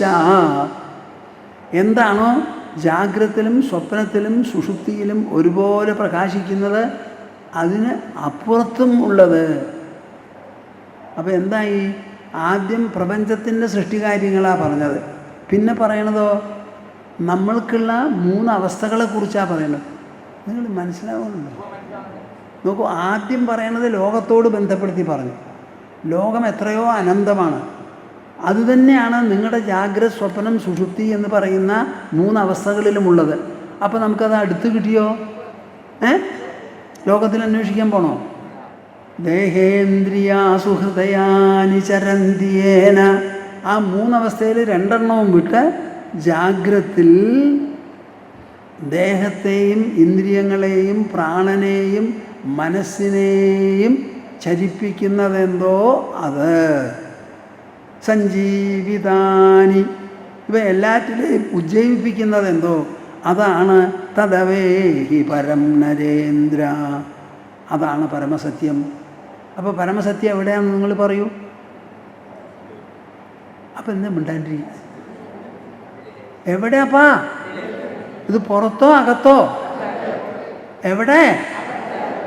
അകത്താണെങ്കിൽ എത്ര ദൂരമുണ്ട്? 0 ദൂരം. എന്നിട്ട് എന്താ നിങ്ങൾ കണ്ടുപിടിക്കാത്ത? തല നരച്ചുല്ലോ. എന്ത് പറ്റി നിങ്ങൾക്ക്? എത്ര ക്ഷേത്രങ്ങൾ ദർശിച്ചു, എവിടെയൊക്കെ പോയി, എത്ര തവണ നാമം ജപിച്ചു, എന്നിട്ട് ഈ ഉള്ളിലുള്ള സത്യത്തിന് നിങ്ങൾ വിട്ടുകളയല്ലേ പിങ്കളെ പോലെ ചെയ്യുന്നത്? എന്താ ഈ ഭ്രാന്ത്? എന്താ ഈ ഭ്രമം? ഒരു സജ്ജനത്തിൻ്റെ കയ്യിൽ നിന്ന് ശ്രീമദ് ഭാഗവതം പോലെയുള്ള ശാസ്ത്രം കേട്ട് മനസ്സിലാക്കിയാൽ മാത്രമേ ഈ സ്ഥിതിവിശേഷം മാറുള്ളൂ. ഉദ്ധവനോട് കൃഷ്ണൻ പറയണ കേട്ടോളൂ.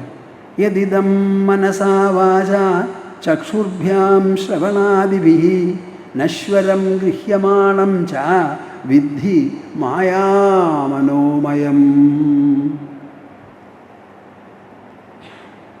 ഈ ശ്ലോകം ഞാൻ നിങ്ങളെ കൊണ്ട് ചൊല്ലിപ്പിക്കാം. ഉദ്ധവ, എന്നെയും കൂടി വിട്ട് നീ ബദരികാശ്രമത്തിലേക്ക് പോകണം. അവിടെ നരനാരായണ പർവ്വതങ്ങൾക്കിടയിൽ ഇരുന്ന് തപസ് ചെയ്തോളൂ.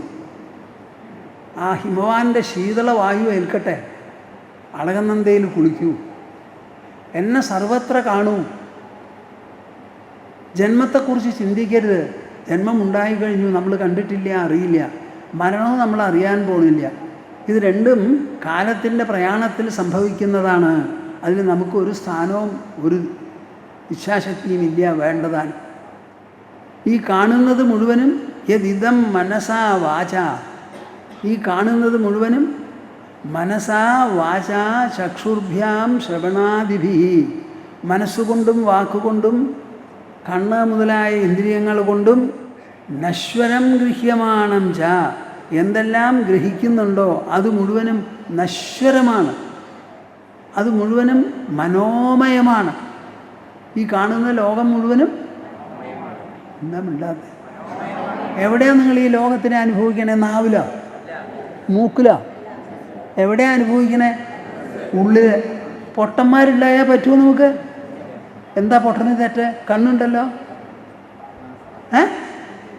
നിങ്ങൾക്ക് കുട്ടികൾക്ക് എന്താ ആവശ്യപ്പെടണേ? നിങ്ങൾ കോമളമായൊരു ശരീരം.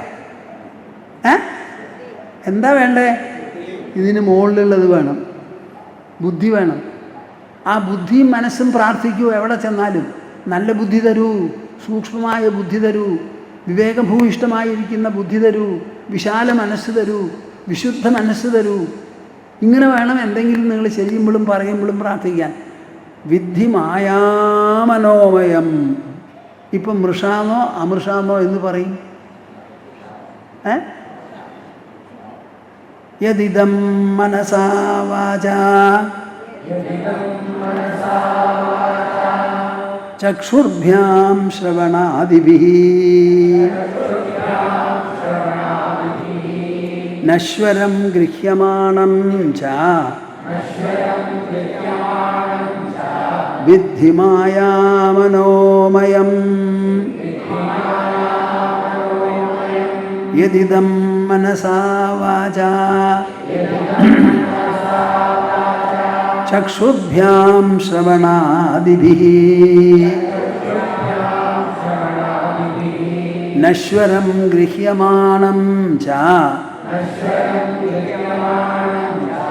വിദ്ധി മായാമനോമയം. ഞങ്ങളുടെ ആശ്രമത്തിലാണെങ്കിൽ സ്ക്രീനിൽ ഈ ശ്ലോകം എഴുതി അത് പ്രൊജക്റ്റ് ചെയ്ത് കാണിച്ചു തന്നേനെ. അതേസമയത്ത് ഞാൻ ഈ പറയുന്ന വാചകങ്ങളൊക്കെ ഇവർ കുട്ടികളാരെങ്കിലും ഉണ്ടെങ്കിൽ പ്രണതിയോ അല്ലെങ്കിൽ വേറെ വല്ലവരും തത്സമമായിട്ടുണ്ടെങ്കിൽ അവരത് എഴുതി കാണിക്കുകയും ചെയ്യും. ഞാൻ പറയണത് ഈ ശ്രീമദ് ഭാഗവതത്തെയാണ് നിങ്ങളോട് ഭക്തിയോടുകൂടി കേൾക്കാൻ പറയണത്. ഇത് കേൾക്കണം, ഇതും കേട്ടൊരു കാര്യമില്ല. നമ്മൾ ഈ പ്രവക്തൃപീഠം ഉണ്ടാക്കിയത് തന്നെ ഉദ്ദേശം എന്തായിരുന്നു? വ്യാസമഹർഷി പറഞ്ഞിട്ടുള്ള തത്വമൂല്യ സിദ്ധാന്തങ്ങൾ നമുക്ക് മനസ്സിലാവണം എന്ന് ഈ സപ്താഹം നടത്തിയപ്പോൾ പുരുഷോത്തമ സ്വാമിജിയുടെ ശതാഭിഷേകം എന്ന് പറയണമായിരുന്നു. ഞങ്ങൾക്ക് അങ്ങനെ ഇല്ലെങ്കിലും ആ സമയത്തൊരു സപ്താഹം ഇവരെല്ലാവരും കൂടി രാമുവും കൂട്ടരും കൂടി ആശ്രമത്തിൽ വന്നു. ഞങ്ങൾക്ക് എന്തെങ്കിലും ഒന്ന് ചെയ്യണം എന്നുള്ള അഭിപ്രായമുണ്ട്, എന്താ വേണ്ടതെന്ന്. ഞങ്ങൾക്ക് സന്യാസിമാർക്ക് ശതാഭിഷേകം ഇല്ലയോ ഒന്നുമില്ല, എല്ലാം കൂടിയിട്ട് ഈശ്വരാഭിഷേകമേ ഉള്ളൂ. ഞങ്ങൾക്ക് ഈശ്വരനെ കൊണ്ടൊരു അഭിഷേകം നടത്തുക, അതേ ഉള്ളൂ. ഇനിയിപ്പോൾ നിങ്ങൾക്ക് അങ്ങനെ എന്തെങ്കിലും വേണമെന്ന് തോന്നുന്നുണ്ടെങ്കിൽ മനുഷ്യർക്ക് അറിവുണ്ടാവാൻ വേണ്ടിയിട്ടുള്ള വല്ല സത്സംഗത്തിന് ഏർപ്പെടുത്തും. അങ്ങനെയാണ് പ്രൊഫസർ വൈദ്യലിംഗ ശർമ്മയെ വിളിച്ച് ഒരു സപ്താഹം നടത്തിയത്. വളരെ നന്നായി. പാർലിക്കാട്ടിൽ ആർക്കും ഓർമ്മയില്ല ഒരു സപ്താഹം നടന്നതായിട്ട്. എൻ്റെ ചെറുപ്പകാലത്ത് കൂട്ടുപരയിൽ ഒരു ശാസ്ത്രിക വന്ന് സപ്താഹം വായിക്കുകയുണ്ടായി. വലിയ സംസാരമൊന്നും അധികം സംസാരിച്ചില്ല, വായിച്ചേ ഉള്ളൂ. അങ്ങനെ ഒന്നും നടന്ന ഓർമ്മ എനിക്കുണ്ട്. അത് കേട്ട് എല്ലാവർക്കും വളരെ സന്തോഷമായി. അതിൻ്റെ അവസാനം അവർ ഞങ്ങളോട് പറഞ്ഞു, സ്വാമിജി, പുരുഷോത്തമ സ്വാമിജിയോടാണ് ആദ്യം പറഞ്ഞത്, ഞങ്ങൾ സപ്താഹം കേട്ടു, സന്തോഷം തോന്നുന്നു, പക്ഷേ ഇത് കേട്ടാൽ പോരാ. ഞങ്ങൾക്ക് ശ്രീമദ് ഭാഗവതത്തിൽ വേദവ്യാസ മഹർഷി നമ്മളെ ധരിപ്പിക്കുന്ന ജീവിതസ്പൃക്കുകളായിട്ടുള്ള എന്തെല്ലാം തത്വങ്ങളോ മൂല്യങ്ങളോ സിദ്ധാന്തങ്ങളോ ഉണ്ടോ അത് മുഴുവൻ ഒന്ന് കേട്ടാൽ കൊള്ളാമെന്ന്. അപ്പോൾ സ്വാമിജി എന്നെ വിളിച്ചു, നമ്മൾ എന്താ ചെയ്യാൻ പറ്റുക, നമുക്ക് എന്തെങ്കിലും സത്രം പോലെ ഒന്ന് നടത്താൻ പറ്റുമോ എന്ന് ചോദിച്ചപ്പോൾ നടത്താം, പക്ഷേ എവിടെയാണ് സ്വാമിജി സ്ഥലം? ഇപ്പോൾ സ്വാമിജി എന്നോട് അവിടെ എവിടെ എന്നൊക്കെ പറഞ്ഞു അങ്ങോട്ട് കയറിയിട്ട്. ഞാൻ പറഞ്ഞാൽ അതൊന്നും നടക്കില്ല, നമുക്ക് അരിക്കണ്ടം കിട്ടിയാൽ മാത്രമേ ഇത് നടത്താൻ പറ്റുള്ളൂ എന്ന്. അങ്ങനെയാണ് അരിക്കണ്ടം പിന്നെ രാഘവനും കൂട്ടരും കൂടി നിങ്ങൾ എന്നെ എടുത്തോളൂ എന്ന് പറഞ്ഞത് മേടിച്ച് അങ്ങനെയാണ് ഇപ്പോൾ ഇതൊക്കെ ഉണ്ടായത്. അപ്പോൾ അന്ന് ഈ സപ്താഹത്തിൽ കേൾക്കാൻ വന്നവരുടെ മനസ്സിലുള്ള ഒരു മനോവൃത്തിയും മനോഭിലാഷവും അഭിലാഷവും അതാണ് നമ്മളുടെ ഇതിൻ്റെ പിന്നിൽ. അല്ലാതെ ഞങ്ങൾ കൽപ്പിച്ചു കൂട്ടി പുറപ്പെട്ടതല്ല. അത് 3 കൊല്ലം ആയപ്പോൾ ഞാൻ പറഞ്ഞു, പുരുഷോത്തമ സ്വാമിജിയുടെ അഭിലാഷം പോലെ ഇതെല്ലാ കൊല്ലവും നടക്കും എന്നെനിക്ക് തോന്നുന്നു. പക്ഷേ ഇത് തുടങ്ങുന്ന സമയത്ത് ചില ചോദ്യങ്ങളൊക്കെ ഉണ്ടായി. വലിയൊരു കാര്യമാണല്ലോ നടത്താൻ പോണത്, അപ്പോൾ ഇത് പ്രസിദ്ധമാവാനായിട്ട് എന്ത് വേണമെന്ന്. അപ്പോൾ ചിലർക്കൊരു അഭിപ്രായം, അവരെ വിളിക്കുക. ഞാൻ പറഞ്ഞു, ഒറ്റ കാര്യവും നടക്കില്ല. ഞങ്ങളിതിൽ പങ്കെടുക്കുന്നുണ്ടെങ്കിൽ ഞങ്ങളെ നിങ്ങൾക്കറിയില്ലായിരിക്കാം, പക്ഷേ ഞങ്ങൾക്കറിയാമല്ലോ ഞങ്ങളാരാണെന്നുള്ളത്.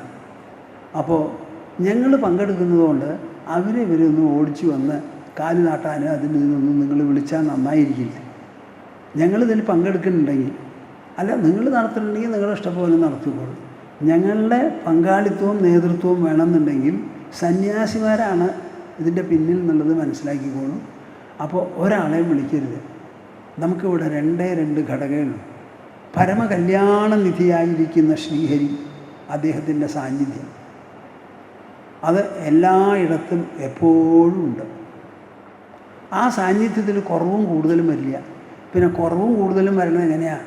ആ സാന്നിധ്യത്തോട് നമുക്കുള്ള ഭക്തിയും കൂറും കടപ്പാടും പ്രതിബദ്ധതയും, അതിലാണ് ഏറ്റക്കുറച്ചിൽ. അതിൽ ഏറ്റക്കുറച്ചിൽ വരാതിരിക്കട്ടെ നിങ്ങൾക്ക് എല്ലാവർക്കും. ഇത് രണ്ടും ഉണ്ടെങ്കിൽ ഇവിടെ ഒരൊറ്റ ആളെ പ്രത്യേകമായിട്ട് ഇതിന് വിളിക്കേണ്ട ആവശ്യമില്ല. നമുക്കിവിടെ രണ്ട് കാര്യമാണ് ശ്രദ്ധിക്കേണ്ടത്. ഈ തത്വപ്രവക്താക്കളാണ് ഇവിടെ വരേണ്ടത്. അതിനുള്ള ഒരു പീഠം, പ്രവക്തൃപീഠം ഇവിടെ സജ്ജമാവണം.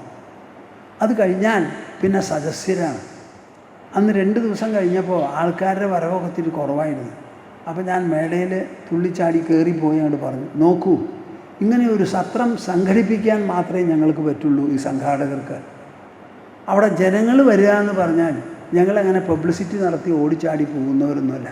അപ്പം നിങ്ങൾ ഓരോരുത്തരുടെയും മുഖവും നാവുമാവണം ഇതിന് പ്രസിദ്ധി കൊണ്ടുവരുന്നത്. എല്ലാവരോടും പോയി പറഞ്ഞ് ധാരാളം ആൾക്കാരെ കൂട്ടിക്കൊണ്ടുവരാൻ നിങ്ങൾ പരിശ്രമിച്ചില്ലെങ്കിൽ ഈ പ്രയത്നം പൂർണ്ണമായിട്ട് സഫലമാവില്ല. പിറ്റേ ദിവസം അതിൻ്റെ ഫലം കണ്ടു എന്നാണ് എനിക്ക് തോന്നുന്നത്. അങ്ങനെയാണ് നമ്മുടെ സദസ്സ് പ്രമുഖമായതും പ്രവക്താക്കൾക്ക് ഇവിടെ വന്ന് സംസാരിക്കണം എന്ന് തോന്നിയതും. ഞാൻ പറയും, നമ്മുടെ പ്രവക്തൃപീഠത്തിനൊരു യോഗ്യത വേണം. ആരവിടെ വരേണ്ടത്? ശ്രീമദ് ഭാഗവതത്തിലെ തത്വമൂല്യ സിദ്ധാന്തങ്ങൾ പറഞ്ഞ് മനസ്സിലാക്കി കൊടുക്കുന്നവരാവണം. ആ തത്വവും മൂല്യവും സിദ്ധാന്തവുമെല്ലാം മനുഷ്യ നിത്യജീവിതത്തിൽ സ്പർശിച്ചു നിൽക്കുന്നതാണ്. ഒരു വ്യക്തി എങ്ങനെ കഴിയണം, കുടുംബം എങ്ങനെ കഴിയണം, സമാജം എങ്ങനെ കഴിയണം, ഒരു രാഷ്ട്രം എങ്ങനെ പെരുമാറണം, സർവ്വകാര്യങ്ങളും നമുക്കറിയണം. ഇതെല്ലാം തത്വമൂല്യ സിദ്ധാന്ത രൂപത്തിൽ പ്രതിപാദിച്ചിട്ടുള്ളതാണ് ശ്രീമദ് ഭാഗവതം. അത് അവതരണമാകട്ടെ, സംവാദമാകട്ടെ, ചർച്ചയാകട്ടെ, എല്ലാറ്റിലും ഈ തത്വവും മൂല്യവും സിദ്ധാന്തവും തന്നെയാണ്. നോക്കൂ, ഒരൊറ്റ ശ്ലോകം വായിച്ച് ഞാൻ നിങ്ങളോട് ഇത്രയും പറഞ്ഞു. എന്തൊക്കെയാണ് അതിലുള്ളതെന്ന് ആലോചിച്ച് നോക്കൂ. ഭാഷ സംസ്കൃതമാണ്. അതിന് എത്രത്തോളം ആഴവും വിസ്താരവും പ്രൗഢിയുമുണ്ടെന്ന് നിങ്ങൾ ആലോചിച്ച് നോക്കിക്കോളൂ. അങ്ങനെ 22 കൊല്ലം കഴിഞ്ഞു. അന്നത് തുടങ്ങുന്ന സമയത്ത് എല്ലാവരും വന്നുകൂടി ഇതിനൊരു കമ്മിറ്റി ഉണ്ടാക്കണം എന്നൊക്കെ പറഞ്ഞപ്പോൾ ഞാൻ ആ കമ്മിറ്റിക്കാരോട് പറഞ്ഞു, നോക്കൂ, ഇവിടെ വരുന്ന പ്രവക്താക്കളെ വളരെ നല്ല പോലെ ആദരിച്ച് അവർ തിരിച്ച് വാഹനത്തിൽ കയറുന്നത് വരെ ആരെങ്കിലും അനുഗമിക്കാനുണ്ടാവണം. അവർക്കൊരു അനാഥത്വമോ ഒരു അശ്രദ്ധയോ ഉണ്ടായി എന്ന് തോന്നരുത്. അത് വളരെ പ്രധാനമാണ്, വളരെ പ്രധാനമാണ്. അവിടെ വന്ന് സംസാരിച്ച് നമ്മൾ എന്തെങ്കിലും ദക്ഷിണ കൊടുക്കുന്നുണ്ടെങ്കിൽ അത് കൊടുത്ത് നല്ല പോലെ നമസ്കരിച്ച് വിനയത്തോടു കൂടി വേണം അവർ പറഞ്ഞേക്കാൻ. പിന്നെ അച്ചടക്കം വേണം സത്രശാലയിൽ. അവിടെ വന്നിരുന്ന് നോട്ടീസ് വായിക്കാനോ മൊബൈൽ നോക്കാനോ ഒന്നും പറ്റില്ല. അവിടെ വന്നിരിക്കുന്നത് തത്വപ്രവചനം കേൾക്കാനാണ്. അത് ഉറപ്പുവരുത്തണം. അത് നിങ്ങൾ സേവകന്മാരാണ് ഉറപ്പുവരുത്തേണ്ടത്. എവിടെ എന്തെങ്കിലും ഒരു ആവശ്യം വന്നാൽ പെട്ടെന്ന് അവിടെ ആളുണ്ടാവണം. ഇതൊക്കെ നിങ്ങൾ ഉറപ്പുവരുത്തുന്നുണ്ടെങ്കിൽ മാത്രമേ ഇത് നടത്താൻ പറ്റുള്ളൂ. ബഹുശതം ജനങ്ങൾ വന്ന് ചേരുന്നവരാണ്. അവർക്ക് ഭക്ഷണം കൊടുക്കണം, അതിന് സമയമൊന്നുമില്ല. വേഗം വിളമ്പി കൊടുക്കണം, പെട്ടെന്ന് കഴിയണം. 1000, 2000, 3000, 8000, 9000 ആൾ വരെ വിഷ്ണു സഹസ്രനാമത്തിൽ ഇവിടെ വന്നു ചേർന്നു. ഒരൊറ്റ ആൾക്കും ഭക്ഷണം കൊടുക്കുന്ന സമയത്ത് നിന്നൊന്നുമില്ല, 1 മണിക്കൂറിനുള്ളിൽ എല്ലാം കഴിയും. അപ്പം നല്ല സേവനത്തോട് കൂടിയിട്ടാണ് കഴിഞ്ഞ 10-22 കൊല്ലമായി ഇത് നടന്നിരിക്കുന്നത്. പക്ഷേ ഇപ്പോൾ ഒരു കാര്യം എന്താ, 22 കൊല്ലമായി അവർക്കൊക്കെ വയസ്സായി. ഇപ്പം നമ്മളൊരു 2ാം ഘട്ടത്തിൽ എത്തിച്ചേർന്നിരിക്കുക. 2ാം ഘട്ടം. അതെന്താ? അത് അവർക്കൊക്കെ വയസ്സായി, ഓടാനും ചാടാനും ഒന്നും പറ്റില്ല. നമുക്കൊരാൾ വീണാ വരെ പിടിച്ചു കൊണ്ടുപോകേണ്ടി വരും. അങ്ങനെ വളരെ ഭംഗിയായിട്ട് നടക്കുന്നുണ്ട്. സത്രത്തിൻ്റെ സത്രം എന്ന് ഞാൻ പലരും പറഞ്ഞു കേട്ടു. അപ്പം നമ്മുടെ പ്രവക്തൃപീഠത്തിന് ഒരു പ്രസിദ്ധി ഉണ്ടോ എന്ന് ഞാൻ എന്നോട് ചോദിച്ചപ്പോൾ പറഞ്ഞു, ഇവിടെ മനുഷ്യർ വന്ന് സംസാരിക്കാൻ ഇഷ്ടപ്പെടുന്നു, ഇവിടെ വന്നാൽ ഞങ്ങൾക്കൊരു സനാഥത്വം തോന്നുന്നുണ്ട്, അനാഥത്വമല്ല എന്നൊക്കെ അദ്ദേഹം എന്നോട് പറഞ്ഞു. പരമസന്തോഷം. പക്ഷേ ഇപ്പോൾ വോളണ്ടിയർമാരും കാര്യങ്ങളും ഇത്തിരി കുറവുണ്ട്. കഴിഞ്ഞ കൊല്ലം ആദ്യത്തെ ദിവസത്തെ പ്രോഗ്രാമിൽ ചില താളക്കേടൊക്കെ വന്നു. അപ്പോൾ ഞാൻ എങ്ങനെയാണെന്ന് വെച്ചാൽ എനിക്കിത് വേണ്ടതുപോലെ നടന്നാലും ഇഷ്ടമാവുള്ളൂ. ഇതിൻ്റെ ഫിസിക്കൽ അറേഞ്ച്മെൻ്റ് ഒന്നും നാരായണാശ്രമത്തിൽ നിന്ന് ചെയ്യുന്നതല്ല, ഒക്കെ വ്യാസതപോവനത്തിൽ നിന്നാണ്. ഞങ്ങളാരും ഇവിടെ ഇല്ലല്ലോ. അപ്പോൾ കഴിഞ്ഞ തവണ ഞാൻ അതിനെ പറ്റിയിട്ട് ഈ സമയത്ത് ചർച്ച ചെയ്യുന്നില്ല, അതിനൊരു പ്രത്യേക മീറ്റിംഗ് നമ്മൾ വയ്ക്കുന്നുണ്ടല്ലോ. ഇവിടെ എനിക്ക് നിങ്ങളോട് പറയാനുള്ളത്, വൈകുണ്ഠത്തിലാണ് നിങ്ങൾ പോയതെന്ന് വെച്ചാൽ എന്ത് ചെയ്യും? മഹാവിഷ്ണുവിനെ ഇങ്ങനെ നോക്കിക്കൊണ്ടിരിക്കുക. എത്ര കാലം ഇരിക്കും? കണ്ണ് കഴിക്കും കുറച്ച് കഴിഞ്ഞാൽ.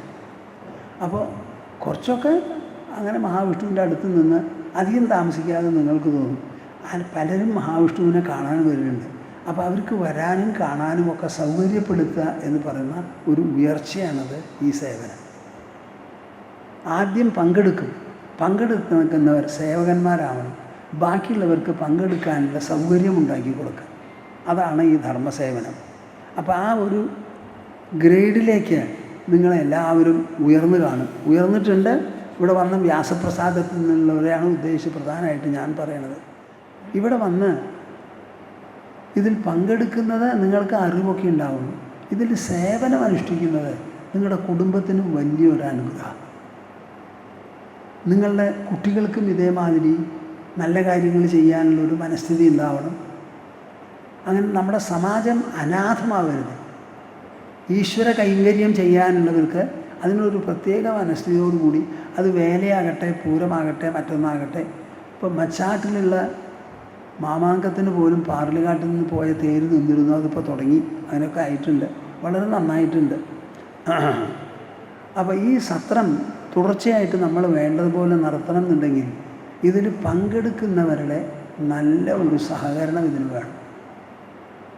അതില്ലാണ്ട് നടക്കില്ല.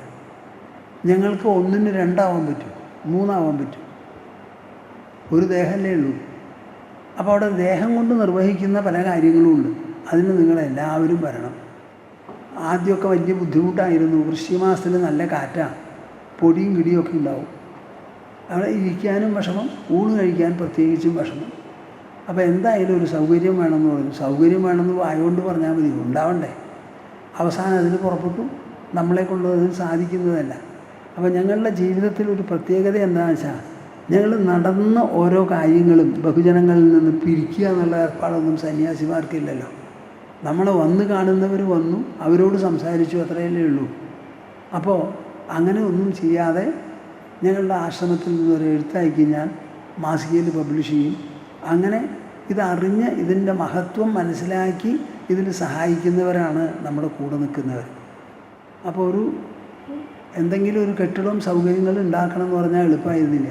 എന്തായാലും 8.5 കോടി ഉറുപ്പിക ചിലവാക്കി നമ്മൾ ഈ സഭാനികേതൻ ഇതുവരെ നിശ്ചയിച്ചു. ഇപ്പോൾ ഇന്നാൾ നമ്മുടെ രാജൻ മാഷും വിജയകുമാറും കൂടി ആശ്രമത്തിൽ കാണണമെന്ന് പറഞ്ഞു വന്നു. അപ്പോൾ അവരിവിടെ ചില ഖുറാന്തയിൽ ചില എക്സ്റ്റൻഷൻസൊക്കെ വേണം, റൂഫ് വേണം എന്നൊക്കെ പറഞ്ഞ് ഒരു 4 ലക്ഷം ഉറുപ്പികയുടെ ഒരു എസ്റ്റിമേറ്റ് എനിക്ക് തന്നിട്ടുണ്ട്. അപ്പോൾ ഇങ്ങനെ ഓരോ കാര്യങ്ങൾ ഇവിടെ നടത്തണം, അത് നടത്താനും വേണം.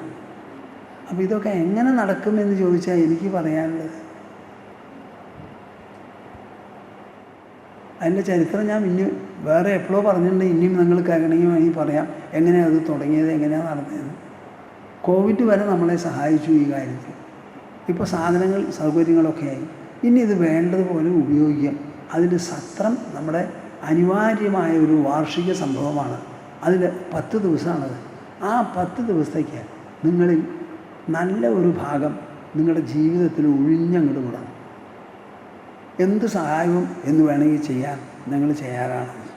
അത് കൂടുതൽ ചർച്ച ചെയ്യാനും ആരൊക്കെ വരുന്നുണ്ടോ അവരൊക്കെ പങ്കെടുത്ത് അവിടെ സംസാരിക്കാൻ എനിക്ക് ചില കാര്യങ്ങളുണ്ട്. ഞാൻ കഴിഞ്ഞ തവണ എനിക്ക് വരാൻ പറ്റിയില്ല, ഒരു മീറ്റിംഗ് പ്രധാനമായിട്ട് നടന്നപ്പോൾ. അപ്പോൾ എൻ്റെ മനസ്സിൽ ഞാൻ കണ്ട വിഷയങ്ങളൊക്കെ ഉൾപ്പെടുത്തി ഒരു നോട്ട് തയ്യാറാക്കി കൊടുത്തു. അത് വായിക്കുന്നുണ്ടായി. അത് നമുക്ക് ചർച്ച ചെയ്യാം ആ സന്ദർഭത്തിൽ. അതിനുള്ള ആൾക്കാർ മുമ്പിൽ വരട്ടെ. ഇങ്ങനെ എന്ത് പുറപ്പെടുമ്പോഴും എന്തായിരുന്നു നമ്മളെ ഇങ്ങനെയൊക്കെ നേടിയെടുക്കാൻ സഹായിച്ചതെന്ന് ചോദിച്ചാൽ, ഭർതൃഹരി അദ്ദേഹത്തിൻ്റെ നീതി ശതകത്തിൽ പ്രധാനപ്പെട്ട ഒരു മൂല്യാവതരണം നടത്തിയിട്ടുണ്ട്. അതെന്താണെന്നറിയോ നിങ്ങൾക്ക്? കുട്ടികളെയൊക്കെ പഠിപ്പിക്കേണ്ടതാണ്. പ്രാരഭ്യതേന ഖലു വിഘ്നഭയേന മന്ദൈ പ്രാരഭ്യ വിഘ്നവിഹതാഃ വിരമന്തി മധ്യാഃ വിഘ്നൈഃ പുനഃ പുനരപി പ്രതിഹന്യമാനാഃ പ്രാരബ്ധമുത്തമജനാഃ ന പരിത്യജന്തി. നിങ്ങളൊക്കെ പെറ്റ കുട്ടികൾ, നിങ്ങളടക്കം 3 തരക്കാരാണ്. 3 തരം. ആദ്യത്തെ തരം ബഹുഭൂരിപക്ഷം എന്താണെന്നറിയോ? പ്രാരഭ്യതേ ന ഖലു വിഘ്നഭയേന മന്ദൈ. ഒക്കെ മന്ദബുദ്ധികളാണ്. അവരെന്തെങ്കിലും ഒരു നല്ല കാര്യം ചെയ്യാൻ പുറപ്പെടണമെന്ന് വിചാരിച്ചാൽ, അയ്യോ ഇതിന് 10 ദിവസം വരണ്ടേ? കാലത്ത് നേരത്തെ എണീക്കണ്ടേ? വീട്ടിൽ ഞാൻ എന്ത് ചെയ്യും? ആ ഊ ആ പൂ ഇങ്ങനെ പറഞ്ഞ് തുടങ്ങുക തന്നെയില്ലേ? പരിശ്രമിക്കണ്ടേ? അത് ചെയ്യില്ല. അങ്ങനെയാണ് ഭൂരിപക്ഷം ജനങ്ങൾ.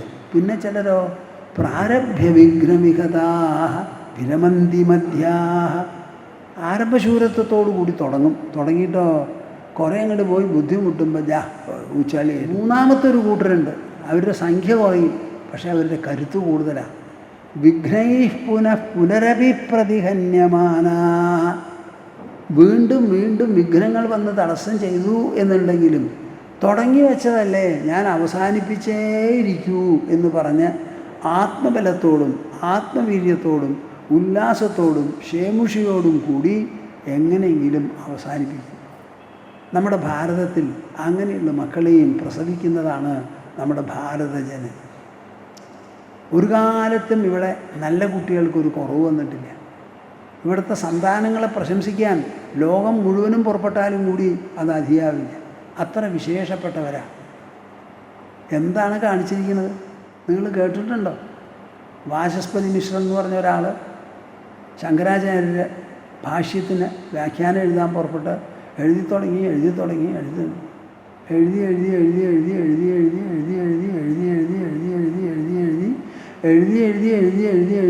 അവസാനമായി ഒരാശ്വാസം തോന്നി. പോയി കുളിച്ചു വന്നു നോക്കിയപ്പോൾ ഉണ്ട് അവിടെ ഒരു സ്ത്രീ ഇരിക്കുന്നു. നീ ആരാന്ന് ചോദിച്ചു. ഞാൻ ആരോ? നിങ്ങൾ കല്യാണം കഴിച്ച ഭാര്യ, നിങ്ങളുടെ കൂടെ എന്നും വേണ്ട ശുശ്രൂഷ നടത്തി ഇവിടെ ഇതിൻ്റെ കിടക്കുന്നുണ്ടല്ലോ, ആ ആളാണ്. അയ്യോ, ഞാൻ അറിഞ്ഞില്ലല്ലോ. ഞാൻ എന്താ ഇനിയിപ്പോൾ നിങ്ങൾ ചെയ്യുക? ഞാൻ എല്ലാം അവസാനിപ്പിച്ച് കഴിഞ്ഞു, പേരിടൽ മാത്രമേ ബാക്കിയുള്ളൂ. നിൻ്റെ പേരാ ഇടാൻ പോണേന്ന് പറഞ്ഞ് ഭാമതി എന്ന് പേരുള്ളൂ. എൻ്റെ കൂട്ടരെ, നിങ്ങളിത് കേൾക്കുന്നുണ്ടോ? എന്താ ഇതിൽ നിന്ന് മനസ്സിലാക്കണത്? ഒരു ഭാരതീയൻ്റെ മനസ്സിൻ്റെ ഏകാഗ്രത എത്രയുണ്ടപ്പാ? കല്യാണം കഴിച്ച സ്ത്രീയെ മനസ്സിലാക്കിയില്ലാന്ന്. അത് ഒരു ദിവസമല്ല, മാസങ്ങൾ, കൊല്ലങ്ങൾ. ഇതാണ് നമ്മുടെ ഭാരതം. നിങ്ങൾ വിചാരിക്കുന്ന പോലെ സിനിമാ ലോക ഭാരതമല്ല.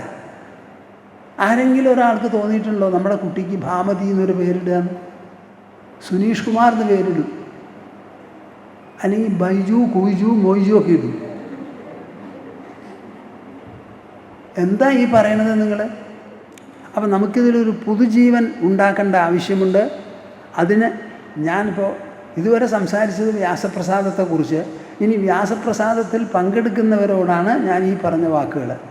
നിങ്ങളിൽ കുറേ പേർ ഇത് നടത്തിക്കാനുള്ള ഒരു ഉത്സാഹത്തോടു കൂടി, തീവ്രതയോടുകൂടി, അത് ജീവിതത്തിൽ ഒരു നിഷ്ഠയായി, ഒരു തപസ്സായി, ഒരു സദാചാരബദ്ധതയായി കണക്കാക്കി നിങ്ങൾ വരണം. എന്നിട്ട് ഇവിടെ വോളണ്ടിയേഴ്സ് ഇല്ല എന്നുള്ളൊരു ആക്ഷേപം കുറഞ്ഞു എന്നുള്ളത് ഉണ്ടാവരുത്. നിങ്ങൾ നല്ല പോലെ മനസ്സിലാക്കിക്കൊള്ളൂ. പണം കൊണ്ട് നടത്താൻ പറ്റില്ല, പ്രതാപം കൊണ്ട് നടത്താൻ പറ്റില്ല, ഭക്തി കൊണ്ടും ആത്മബലം കൊണ്ടും മാത്രമേ ഇത് നടത്താൻ പറ്റുള്ളൂ. പക്ഷേ ആൾ സഹായമില്ലാതെ ഒന്നും ചെയ്യില്ല. ഞങ്ങളിതൊക്കെ ചെയ്തത് എന്തുദ്ദേശിച്ചിട്ടാണ്? ഇത്രയും കാലം ഇത് നടത്തണം എന്ന് പറഞ്ഞ് ഈ നാട്ടിലും പരിസരത്തിലും ഉള്ളവർ കുറേ പേര് ഞങ്ങളുണ്ട്, ഞങ്ങൾക്ക് നടത്തണം എന്ന് പറഞ്ഞ് അവിടെ വന്നുകൊണ്ടിരിക്കും. അവർക്കൊക്കെ ഇപ്പോൾ വയസ്സായി. അപ്പോൾ നിങ്ങൾ വയസ്സായി ഖേദിക്കണ്ട, ഞങ്ങളുണ്ട് എന്ന് പറഞ്ഞ് വരാൻ നിങ്ങളുടെ ഇടയിൽ നിന്ന് ധാരാളം പേരുണ്ടാവണം. അതിനുള്ള മനോവൃത്തി, അതിനുള്ള പ്രേരണ നിങ്ങൾക്ക് എല്ലാവർക്കും വേണ്ടവർക്കും ഉണ്ടാവട്ടെ എന്ന് പറഞ്ഞ് ഞാൻ മനസ്സാ എല്ലാവരെയും ആലിംഗനം ചെയ്ത് അനുഗ്രഹിക്കുന്നു. ഗോവിന്ദനാമ സങ്കീർത്തനം. ഗോവിന്ദ ഗോവിന്ദ. നമഃ പാർവതീപതയേ. ഹര ഹര മഹാദേവ. എല്ലാവരും ചൊല്ലിയോ?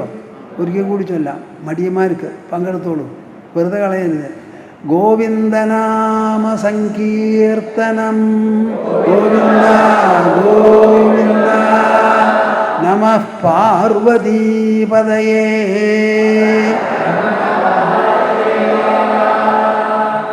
ഞാൻ സാധാരണ ഒരു ശ്ലോകമൊക്കെ പറഞ്ഞ് ഓങ്കാരം ജപിച്ച് അവസാനിപ്പിക്കാം. ഇന്നിപ്പോൾ ഇതാ അവസാനം.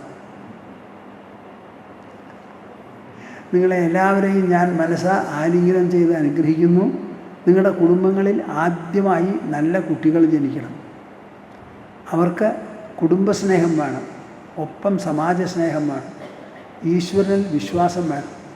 പിന്നെ നല്ല പോലെ പഠിച്ച് മിടുക്കന്മാരും മിടുക്കത്തികളുമായി രാജ്യത്തിൻ്റെയും ലോകത്തിൻ്റെയും സമ്പദ് സമൃദ്ധി കൂടുതലാവാൻ വേണ്ടി, GDP വർദ്ധിക്കാൻ വേണ്ടി പരിശ്രമിച്ച് സമ്പാദ്യവും നേട്ടവും ഉണ്ടാക്കി കൊടുക്കണം. അതിനുള്ള മനസ്ഥിതിയും അതിനുള്ള പഠിപ്പും സ്കില്ലും മെറിറ്റും ഒക്കെ ഉണ്ടാവട്ടെ. ഇത്രയും ആയാൽ നമ്മുടെ സമാജവും രാഷ്ട്രവും ഒക്കെ നന്നാവും. ശരി.